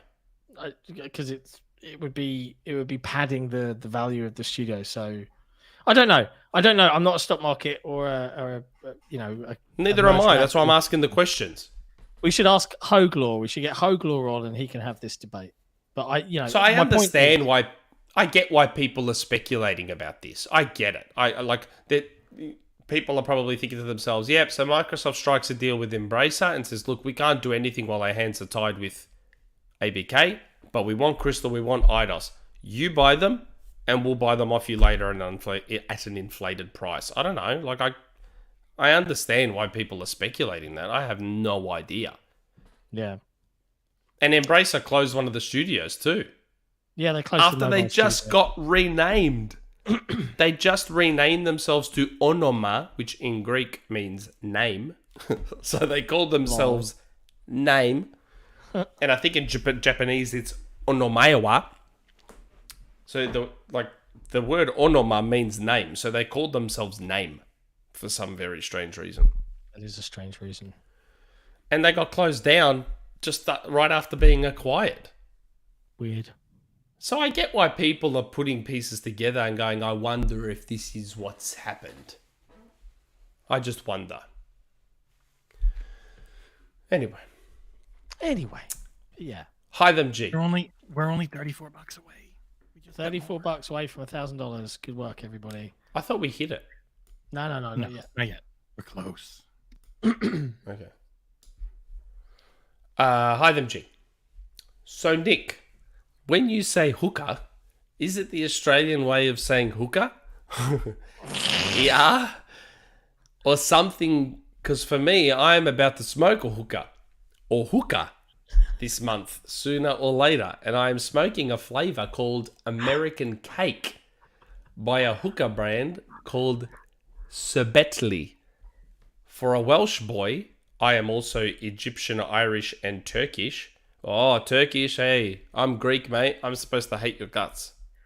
According to stuff that happened 3,000 years ago, I'm supposed to still hold the grudge and hate your guts if you're part Turkish. Like myself that lives in Brooklyn, New York, US, who's from Swansea, Wales, UK, I don't have a British accent or speak a British way, like Pascal Laurie, or whatever the British words there is, since I was raised in America. Your take on your Australian saying? P.S. How was your Halloween last month? I know John hates it, but did you, Nick and Jesse, had a good holiday or something? Yeah, Halloween. So Melbourne's basically been in winter for 7 months.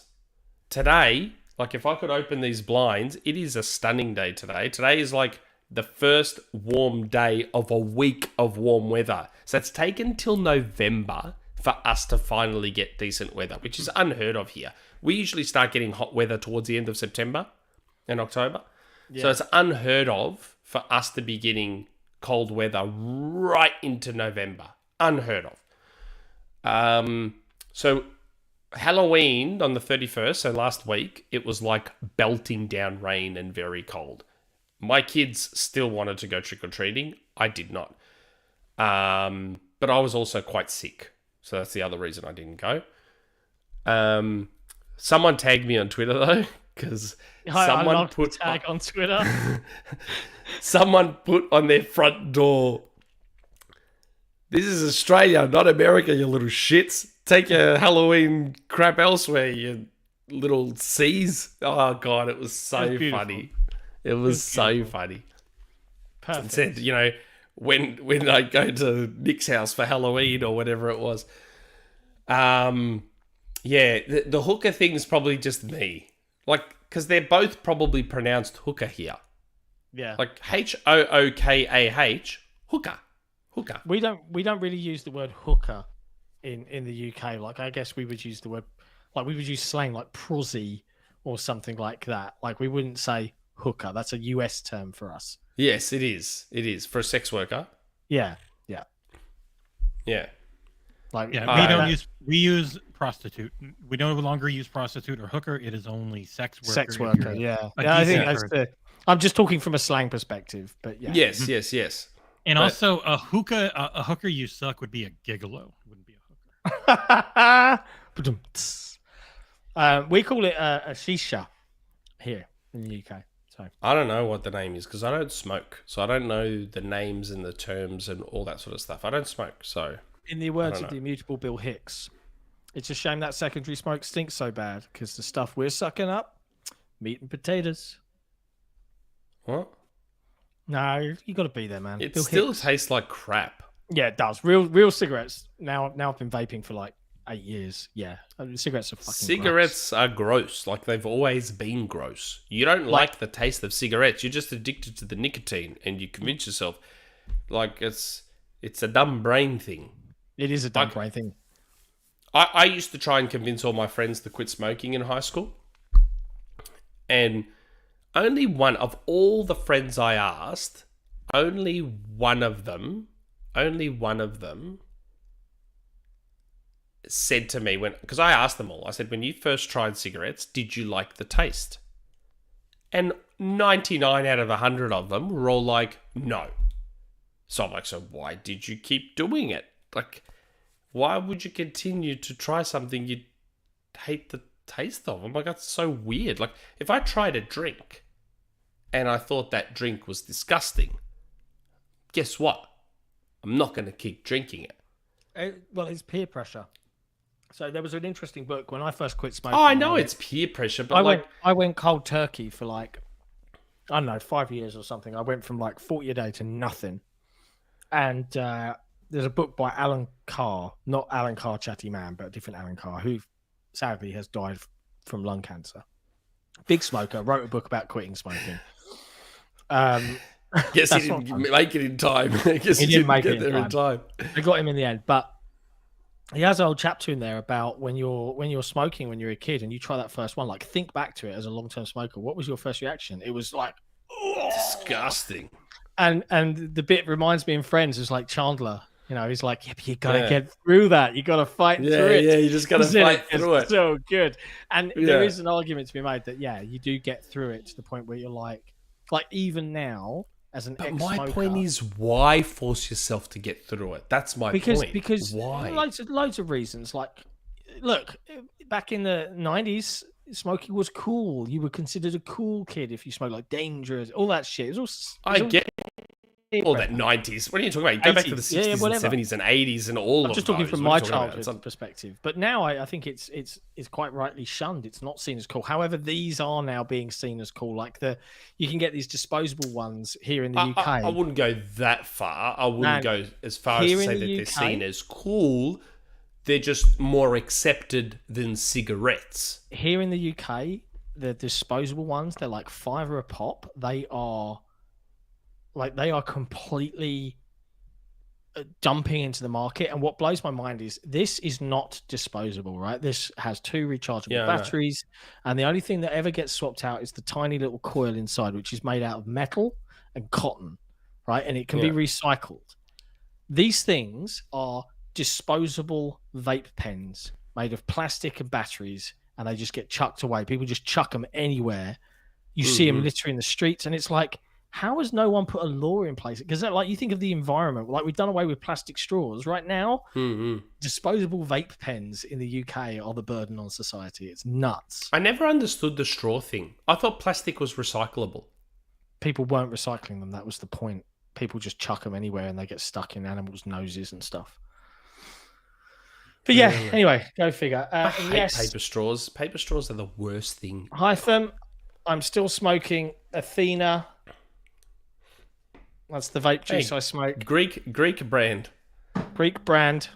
And yes, Hytham. I was only making I Hytham. I didn't say I hate you because you're Turkish. I said you're part Turkish, which means as a Greek person, I'm supposed to hate you because you know how there are these old Greeks and Turks that like hold on to these grudges from like 1,000 years ago. And it's like, oh well, Turkey used to occupy Greece, so we better hate the Turks forever for it. I mean, you can argue that's why I look the way I look because of that Turkish occupation from like thousands of years ago. Apparently, allegedly, the Greeks before the Turks came along were like blonde hair and blue eyes and all this sort of stuff. Some of that still gets through. There are some Greeks in my family who are fair-haired and blue-eyed somehow. Yeah. Some of it still gets through all the Turkish genetics. Some of it gets through. Okay. That question went way longer than I expected. Yeah, it did. But it's Hytham. You know, these things happen. Okay. Topp. Hello. Top. Do good battle passes make players play worse games for longer than they would otherwise? I came up with this question because a friend of mine refuses to play Halo due to its poor battle pass. P.S. If anyone fancies playing with PC gamers, do we need a new fourth for Halo? I'll come play with you, Topp. I don't mind playing with PC players. I can hold my own, I think.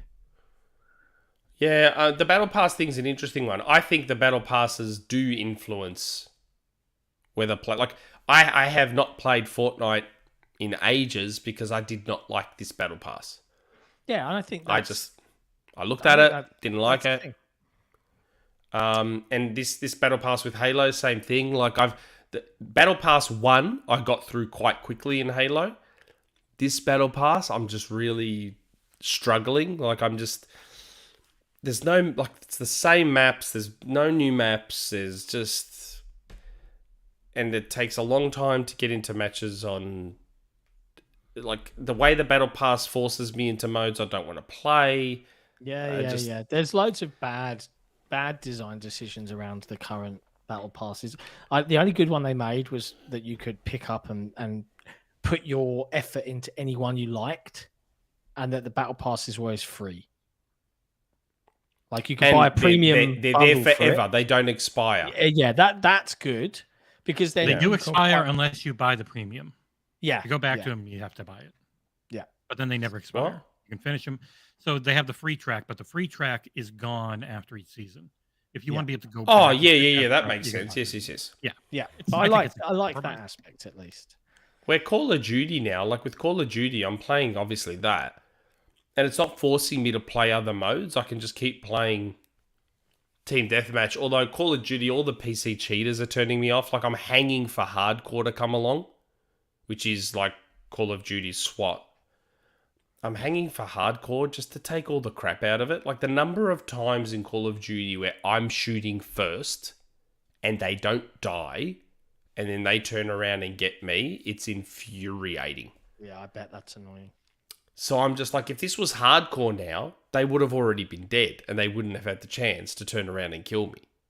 So I'm just waiting for hardcore to come now. But the cheating is out of control in Modern Warfare. It is out of control. And all the bunny hopping crap that you see and just, my God, you watch the kill cam and you're just like, that is utter bullshit. Like, just, what is this? I'm just waiting for hardcore. I think it's true though. Topp's definitely got a point, because I can think of plenty of examples where I look at even just not from a battle pass perspective, but I look at weekly challenges, and if it's just Rumble Pit focus, I'm just like, nah. It doesn't matter what it is. Doesn't matter what it is. If it's a really cool thing, I'm just like, no, I've got no interest in investing my time in something I don't want to play. Or if it's land grab. And I'm like, I don't want to play land grab. I don't want to play. I don't mind land grab with a team is fun. But it's all the single stuff where I'm on my own. I'm like, that's not why I primarily play games to socialize, not to sit in a party by myself grinding at something. And I've got friends that love the grind, and like I'm getting more and more tired of every game trying to be its own grind towards something. It gets it's counterintuitive, but yeah, it is what it is. But good question, Topp. Good question. And yeah, like add me, dude. Like I'll be a fourth for Halo every now and then. No worries. Add one bad mother. He's playing it like 38 hours a day, something like crazy like that. 5,000 hours in Halo. I have more time in Diablo 3 than he has in Halo 5. Eat shit. One bad. Okay. Good old Collingwood. Hello, Jon, Nick, and Jesse. Why is it that Grounded and the forthcoming Pentiment are treated as AA indie titles and not titles coming from and using the resources of a AAA studio?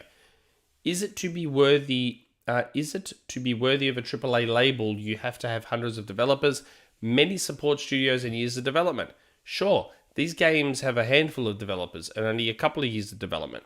But when you think of the resources they have on hand for art and play direction, testing, etc., and financial freedom, you would have to agree that many independent studios would kill to be in the same situation. Thoughts?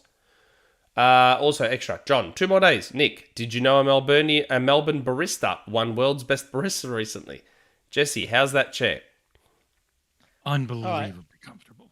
Review on Wednesday. Review article Reviews on out Wednesday. for the chair. There's no Jon, 2 more days would be for the Halo stuff. And yes, I did hear about the Melbourne barista that won. I mean, of course, a Melbourne barista is going to win World's Best Barista. Who else is going to win it? I don't know. I don't think they're living in Melbourne though, if memory serves. I think they're from Melbourne, but they're not currently residing in Melbourne. I think they're living somewhere else, I think. But they are originally from Melbourne, yes. Like I said, we are the coffee city of the world. Of course, the best barista. Like London got apparently rated best coffee in the world based on nothing but Melbourne cafes and baristas, which was very, very stupid. Melbourne is number 1. So yeah. Have you bought your mocha yet? No. Come on. Now, let's go back to the question about Pentiment and Grounded being treated as indie games, which sort of goes back to Clobber's thing about marketing, doesn't it? Oh, a little bit. I mean, they're treating and the AAA argument. What is AAA these days? That's a really, really long question to answer. It's a loaded question, isn't it? I think these games are a result of having access to a subscription service that supports more niche, more risky products that would not normally pass a pitch because they would not find overwhelming commercial success, right? So they exist, they'll find their audience, and they'll do what they do. But, you know, whether they're regarded as AAA to me means cutting edge across the board, right? So cutting edge tech, cutting edge scope and scale, audio systems, all of that jazz. It is there. AAA to me is first party or a third party publisher pushing the platform as far and as hard as it can go, especially first party. That's what they should be doing. I don't think, like, I have an idea of what I think AAA is, and I also have an idea of what I think AAA is seen as in the wider media due to various factors. I find these days that AAA only counts for certain genres now. So if you're not a first-person shooter and you're not a third-person over-the-shoulder slow walk talk narrative game, then you effectively can't be AAA. Yeah. Like, you don't count in the conversation. Like Diablo 4 is a AAA game, as an example. Yes, it is. So I just, I don't know. Like, it's hard. Like, I always was of the understanding that AAA was a budget thing. I think that's what it traditionally has been looked at as. I think that was originally when people started talking about AAA, it was the budget that went into the game. Had nothing to do with genre, had nothing to do with the number of people working on it, because you can still pump a lot of money and resources into a game that doesn't have 3,000 developers on it, but it still had a lot of money and resources pumped into it. So if Ninja Theory's Hellblade 2 team is only 100, but they're burning through cash on mocap and effects and this and that and the other, and the budget is still very, very large, but the team isn't that large. Isn't it still AAA? Yeah, technically, if you're going by budget only. I was always under the impression that AAA traditionally was a budget thing, as opposed to anything else. I think, you know, I saw a comment from Topp in the chat about Xbox's UK marketing and the sort of PR teams that run that stuff. I do think that Microsoft, and Klopp's point was right on the nose, is that the US team are mostly more synced up and in tune. And I think that there's still this massive disconnect between all the other regions. Like, Klopp is right in that any game, especially games that are coming from Microsoft's first party organization, big or small, Pentiment or Halo Infinite, when there's a new trailer or a beat or anything like that, all of the accounts should be doing a collective, hey, 2 p.m. today, 8 a.m. your time, whatever, this is happening, have it scheduled, have it ready to go. And that doesn't happen. And it should. It just should. And then games can be given a bit more of a fair shot. Like, Game Pass is marketing in and of itself because of the word of mouth around the service and the many sites that dedicate this is what's coming. But Microsoft shouldn't rely on that. They should loud and proudly promote all of their products, big or small, in the same vein, I think, as best they can. Obviously, I recognize that Pentiment's not going to get a TV spot, right? Or an NFL Super Bowl showing or whatever.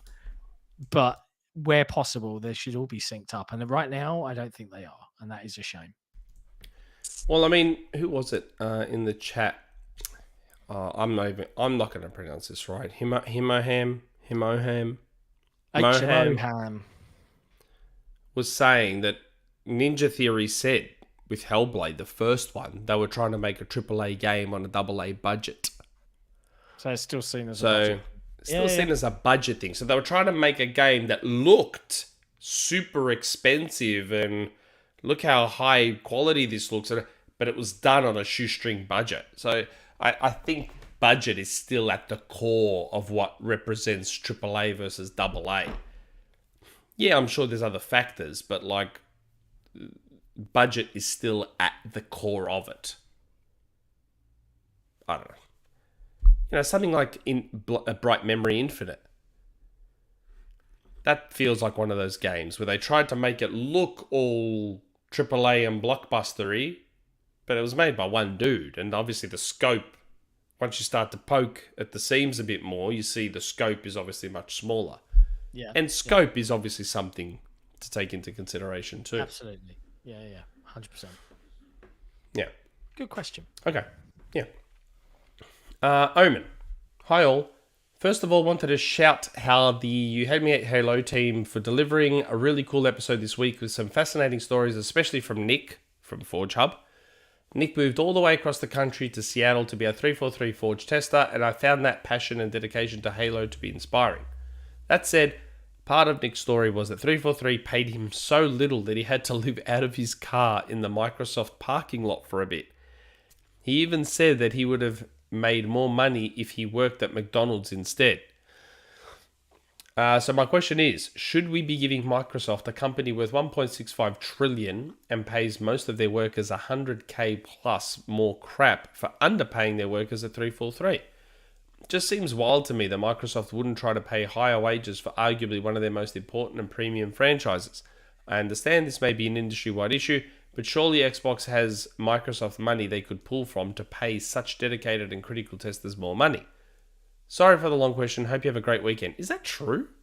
Yeah, so for those that haven't watched it, I would recommend giving it a watch. We had Nick, the Birdman, I think he's on Twitter, or Sir Iron Wolf, one of the admins from Forge Hub.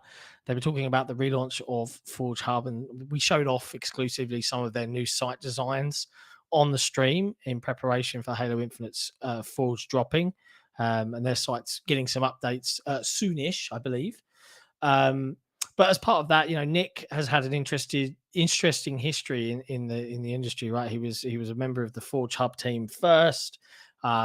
He saw an opportunity to go for some QA testing role in 343 Industries, and it's important to note that this isn't a direct Microsoft role. This is a QA subcontracted role via, like an MSP. So there's a ton of them, right? That go out and their job is what's called contingent labor. So their job is Microsoft will put a bid out and say, I want X number of QA testers.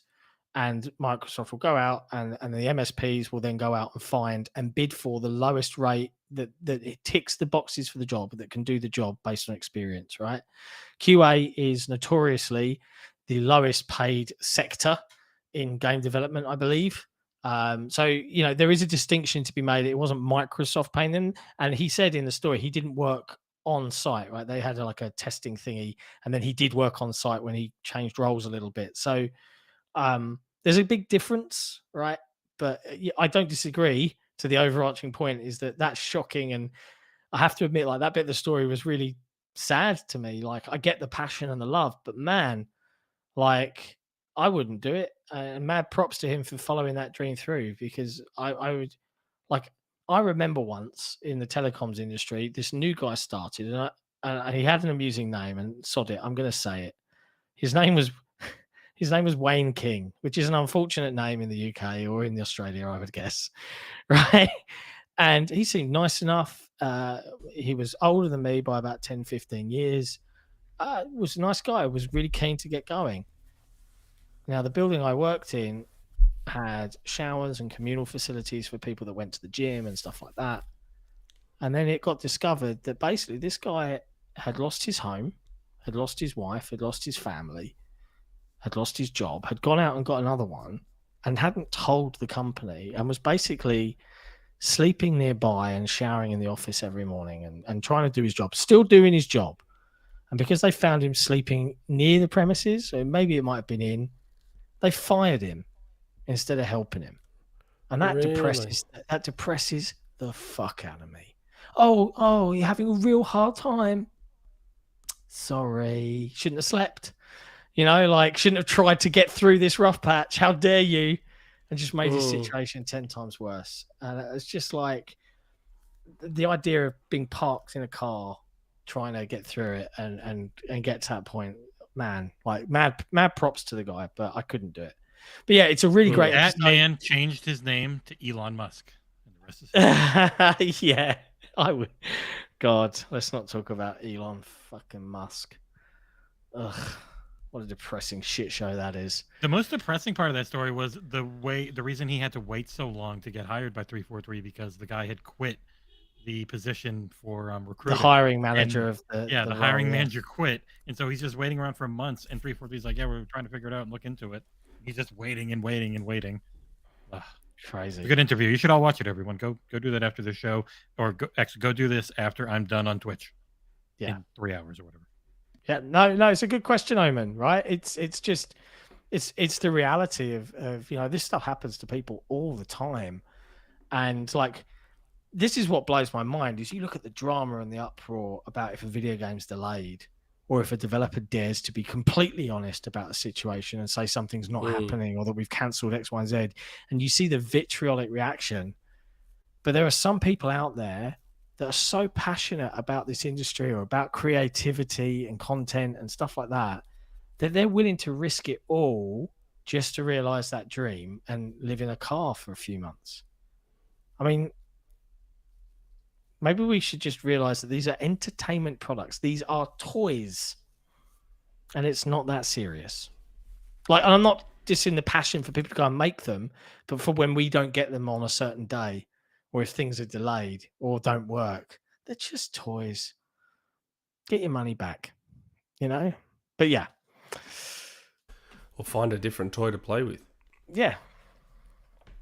You can use all three of the toys. You can even throw in the PC toy, and there's just what? You're allowed to choose and not pick a side?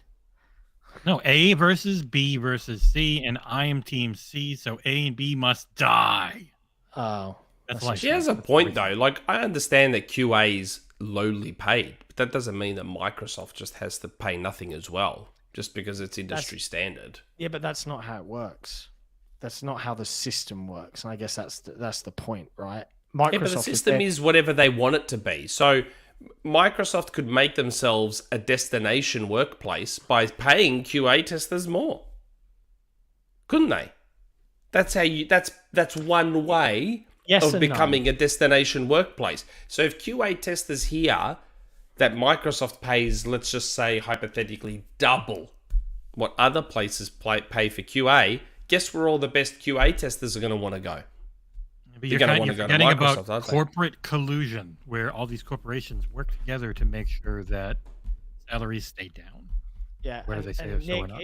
It's more about if Microsoft were hiring a QA role directly, you are employed by Microsoft, but that's not what a lot of these subcontractor roles are. You are employed by an MSP to work for, and the reason they get the bid is because they've drummed your rate down. So they've fulfilled the role, they've ticked the box, and this person's willing to accept this lowest amount. So of course, if you've got the great guy that turns up and does everything, but he costs 50% less than the other guy, why aren't you going to go with that guy as a business?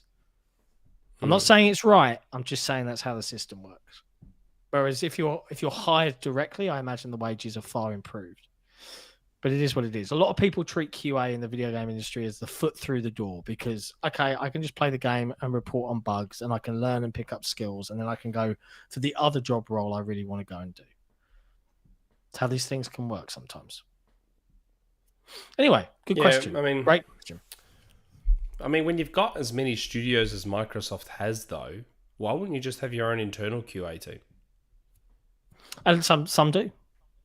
But I think Nick mentioned that Microsoft had a general QA team that they were subcontracting for that just test lots of Microsoft games, not just Halo and not just such and such. So you know,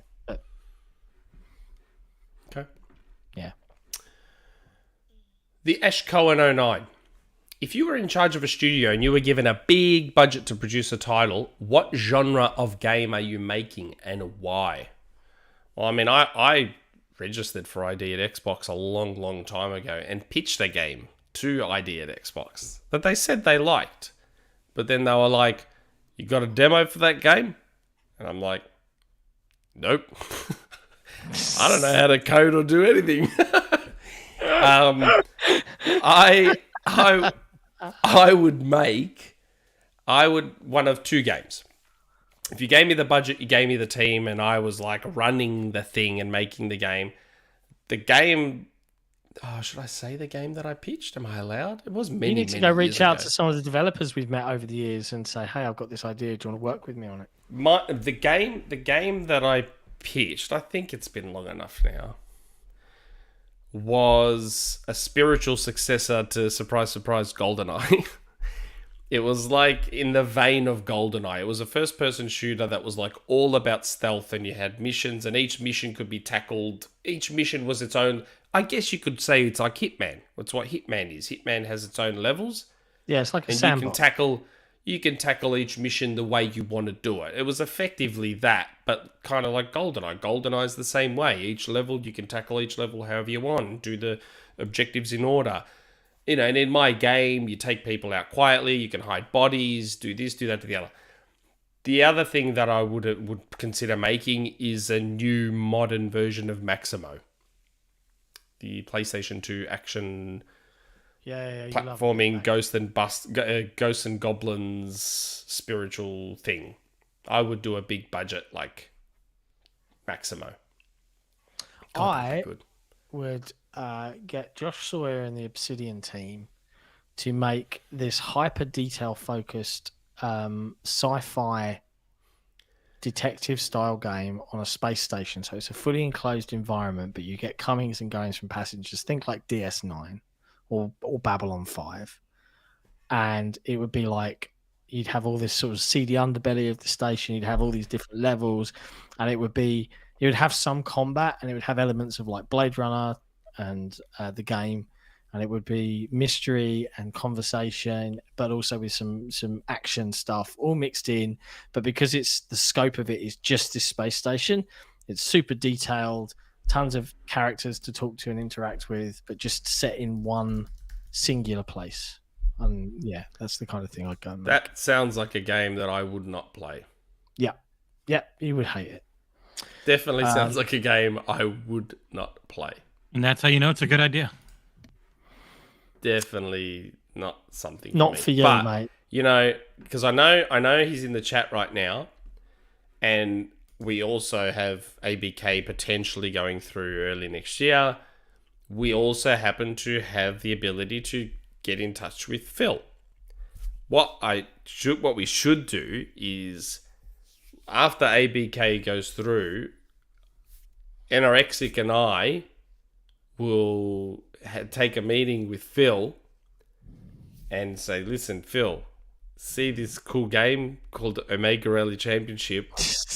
We would Rock and roll racing. We would like a team to build a new rock and roll racing off of Omega Rally Championship, but we need the budget and the team to do it, and like Unreal Engine 5, and it'll look all beautiful. And you can change the perspective from the isometric and then down to behind the car, kind of like Rocket League. It'll look like Rocket League, and then you go around the tracks and you blow them. Ah, man, such a good game. Who are we blowing? It'd be one of the best. It'd be like one of the best games ever. See who said hello in the chat? Yeah, Boom. Hi, Boom. Boom. We gave you a then, shout like, out earlier. We'll disrupt. Anorexic and I will disrupt the entire video game music licensing industry when we just ignore all the rules and contracts in place and put all the best heavy metal music in this new rock and roll racing game. And then when they come after us and they're like, mate, you can't just use our music like that. And then I'll be like, why don't you try and stop me? Just look at TikTok. I don't care. I'm just going to... Roblox does it. Roblox just puts whatever the hell they want in there and they get away with it. I'm just going to put all your cool music in my game and sell your music for you, mate. I'm going to sell your music because it's going to be in our awesome game. So people are going to play our awesome game and go, man, what is this cool music in this game? Let me get my phone out and Shazam it. People still do that. Wow. Look. Yeah, I do it all the time. People have haptic touch make a beep. Look at this. This, you know, Black Sabbath song is in this cool game. I'm going to go and stream and or buy this song. Bang. There you go. We're going to disrupt the whole music licensing in video games industry. That's what we're going to do. And you're muted. Fascinating, I was saying. Fascinating. God. Sometimes Okay. you can't be stopped. Hey, heads up, Yeah. 99 Rukin. I've just approved your account on the forum. You're welcome. He only Welcome just to joined the streaming. forum. Only just joined the forum, bro. I just did Wow. someone else earlier that's always in stream too. But That's can we pick up the disappointing. pace on this? I'm 10 hours into streaming today. So It's the Yeah, last yeah, question. yeah, It's go the on. last question. Last question. Phalaxis. Morning, gents. How was the axe throwing session, Nick? Oh, I've always congrats. been keen to try that out, or maybe one of those smash rooms would be a good stress reliever. It was good. The axe throwing I was didn't good. see an X. All I saw was that cake. What? What's he talking about? Your butt. I was joking. Oh, about your butt. those jeans that I wear make me look like I have absolutely no ass whatsoever. I actually do have more of an ass than those jeans made it appear. It's just those jeans sit very low and like they make it look like I have nothing there. But yeah, the axe throwing was good. It was really, really cool. Like I was surprised. Like, you know, so we got to try all different size axes. It was like the big, massive one, and then the medium. So like there's a competition one, and then they gave us these little tiny hatchets. And I thought the hatchet would be like the easiest one. It turns out it was actually the hardest one to like full on get it to stick into the board. The big one was the one that I actually had the most reliable strike rate with. Every single throw with the big axe, which was the double hander, I got it bang straight into the board. It was so good. You just like, shoom. You just throw it, and yeah, I posted a few videos, took a whole bunch of photos and videos of the axe throwing. It was good. It was prep for Ragnarok. It was all me getting prepared for God of War Ragnarok. It was an interesting coincidence. While you were talking about that and talking about your arse, for some reason, True Lies popped into my head. And if you're a big fan of True Lies, I am. Bill Paxman? Tom Arnold line. Yeah, Bill Paxton. Yeah. Quote he says when he's talking about Arnie's wife. I'm trying to remember the quote. I do remember that, and Arnie goes, ha ha ha, bang, and like smacks him in the face. Like, I remember.